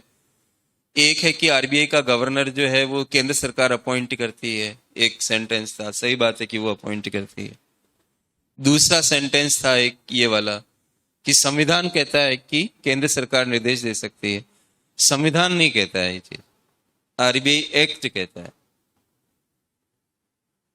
लेकिन अभी जो सवाल पूछा उसका कोई मतलब नहीं है। शशिकांत दास के आने के बाद तो सरकार और आरबीआई के बीच में कोई झगड़ा नहीं रहता है आमतौर। मतलब शशिकांत दास वो सब बात मान लेते हैं जो सरकार चाहती है। उनके आने के बाद बहुत ब्याज दरें कम हुई है, रेपो रेट को कई बार कम किया गया। अब वो इतनी नीचे आ गई है कि अब प्रॉब्लम है। अगर उससे और नीचे करोगे तो क्या होता है, बचतकर्ताओं को फिर ब्याज नहीं मिल पाएगा। मतलब जब आरबीआई रेपो दर कम करता है तो वो ये कहता है कि बैंक अपनी लोन की जो दर होती है उसको कम करे। अब बैंक लोन की दर कम करेगा तो जमा की दर भी कम करेगा, क्योंकि पैसा तो वो वही घुमाते हैं जो हम लोग जमा कराते हैं। हमें वो ज्यादा देता रहेगा और उधारी की दर कम करेगा, तब तो उसको नुकसान होगा। वो एक गैप रखते हैं, 2-3% का गैप रखते हैं। जमा की दर जितनी होती है उससे 2-3% ऊपर, मतलब ऐसे तय करते हैं। अब आप रेपो दर को कम करोगे, उधारी की दर कम आएगी, तो जमा की दर भी नीचे जाएगी। फिर जमा की दर नीचे जाएगी तो लोगों को नुकसान होगा, उन लोगों को जो वृद्ध लोग हैं, जिनका गुजारा बैंक के ब्याज से हो रहा है। कोई विकलांग है, उसके फादर ने एफडी करा रखी है कि भाई मेरा बेटा कमा नहीं सकता है, 25 लाख की एफडी करा दी, इसको ब्याज आता रहेगा। कोई लड़की है, उसका डाइवोर्स हो गया, तो उसके फादर ने कहा चलो मैं तुम्हें सेव कर देता हूं, तुम्हें ब्याज मिलता रहेगा। हर आदमी एंटरप्रेन्योर तो नहीं होता ना, मतलब ज्यादातर तो हमारे देश में लोग क्या करते हैं, मजदूरी करते हैं, कोई स्वरोजगार भी कर रहे हैं तो वो बहुत हल्के किस्म का है, मतलब खेती कर रहे हैं और ठेला चला रहे हैं, चाय बेच रहे हैं। क्या वो बैंक से लोन ला ला के चाय बेच रहे हैं? मेरे को नहीं लगता है। अब वो थोड़ा बहुत जो बचाते हैं उससे उनको एक्स्ट्रा इनकम आती है, वो कम हो रही है। रघुराम राजन सर जब थे आरबीआई के गवर्नर, वो इसी दबाव के कारण छोड़ के चले गए और उन्होंने एक किताब लिखी थी, I do what I do, मतलब जो मैं करता हूं वो मैं करता हूं। I do what I do, उस किताब में उन्होंने डोसा इकोनॉमिक्स दिया। नाम ही क्या रखा, डोसा इकोनॉमिक्स। डोसा जो हम लोग खाते हैं, उसमें उन्होंने बताया था कि कैसे ब्याज दरें कम होने से और मुद्रास्फीति के बढ़ने से लोगों को नुकसान होता है। एक वृद्ध व्यक्ति कितने डोसे खरीद सकता था पहले, अब कितने डोसे खरीद सकता है, ऐसे समझाया था उन्होंने, और उसको उन्होंने बोला डोसा इकोनॉमिक्स। तो हर सिक्के के दो पहलू होते हैं, आप एक तरफ नहीं देख सकते कि पूरा जो आपने देखा होगा कि हमारे भारत में ये यूनिकॉर्न, डेकाकॉर्न, ये खूब बढ़ गए हैं संख्या में स्टार्टअप्स के अंदर। $1 बिलियन की कंपनी होती है, आप उसको कहते हो यूनिकॉर्न। $10 बिलियन की कंपनी बन जाती है, आप कहते हो डेकाकॉर्न। और जब जब मंदियां आई दुनिया में, तब अरबपति खरबपतियों की संख्या ज्यादा बढ़ी मंदियों के टाइम में। कारण क्या? ब्याज दरें कम, टैक्स में छूट, सब फायदा कौन उठा रहा है? मतलब जो अपर क्लास है। और हम क्या भुगत रहे हैं? Jobless growth. यूपीएससी ने पूछा हुआ है मेंस में ये भी, राइट? तो ये जो चीजें हैं जितनी भी, मतलब वो थोड़ा थोड़ा आप इकोनॉमिक्स को जितना पढ़ोगे आप, आपको बहुत फायदा मिलेगा। और मैं शर्तिया आपको कह सकता हूं कि जब क्लास करेंगे तो आपका इंटरेस्ट ही इतना डेवलप हो जाएगा। और मैंने आमतौर पे देखा कि बच्चे इकोनॉमिक्स की न्यूज को छोड़कर बाकी सब पढ़ते हैं, लेकिन मैंने कई बच्चों को बाद में देखा हमारे यहाँ क्लासेस के बाद, तो वो सबसे पहले इकोनॉमिक्स का न्यूज़पेपर मतलब न्यूज खोलते हैं अब, कि मैं पहले देखूं कि क्या आया वहां पर। तो वो आ जाएगा धीरे धीरे। तो ये बजट और सर्वे पर यूपीएससी ना कई बार पीछे की तरफ जाती है, जो मैंने आपको भी कहा केंद्रीय बैंक को लेकर। तो ये टॉपिक पहले पूछना था यूपीएससी को, लेकिन ये 2-3 साल बाद पूछ रही है, तो कोई भरोसा नहीं है मतलब इस चीज का। इसलिए मैंने क्या लिखा, 3 साल तक के बजट और सर्वे। लेकिन जब मैं पढ़ाऊंगा आपको कोई भी टॉपिक, तो उसमें ये रहेंगे, अपने आप ही रहेंगे। तो जब क्लास चल रही है तब तो कोई इश्यू नहीं है, मतलब वो मेरी जिम्मेदारी बन गए हैं। लेकिन बाद में फ्यूचर में ध्यान रखिए आपकी, आपको अगर स्वतंत्र रूप से कुछ करना है तो ये पढ़ना पड़ेगा अलग से आपको। तो यही सोर्सेज हैं पढ़ाई के लिए, राइट? तो बाकी फिर हम लोग कल मिलते हैं ना। अब जैसे जैसे टॉपिक में आगे बढ़ेंगे तभी समझ में आएगा फिर कि ये सवाल ऐसे बन रहा है, इसको ऐसे लिखा जाना चाहिए। तो 8 बजे हम मिलेंगे और मैं भूमि सुधारों से क्लास को शुरू करूंगा, जो हमारी नेक्स्ट क्लास होगी। ठीक है? आपको कोई डाउट है तो मैं बैठा हुआ हूँ ऑफिस में, आप आके बात कर सकते हैं।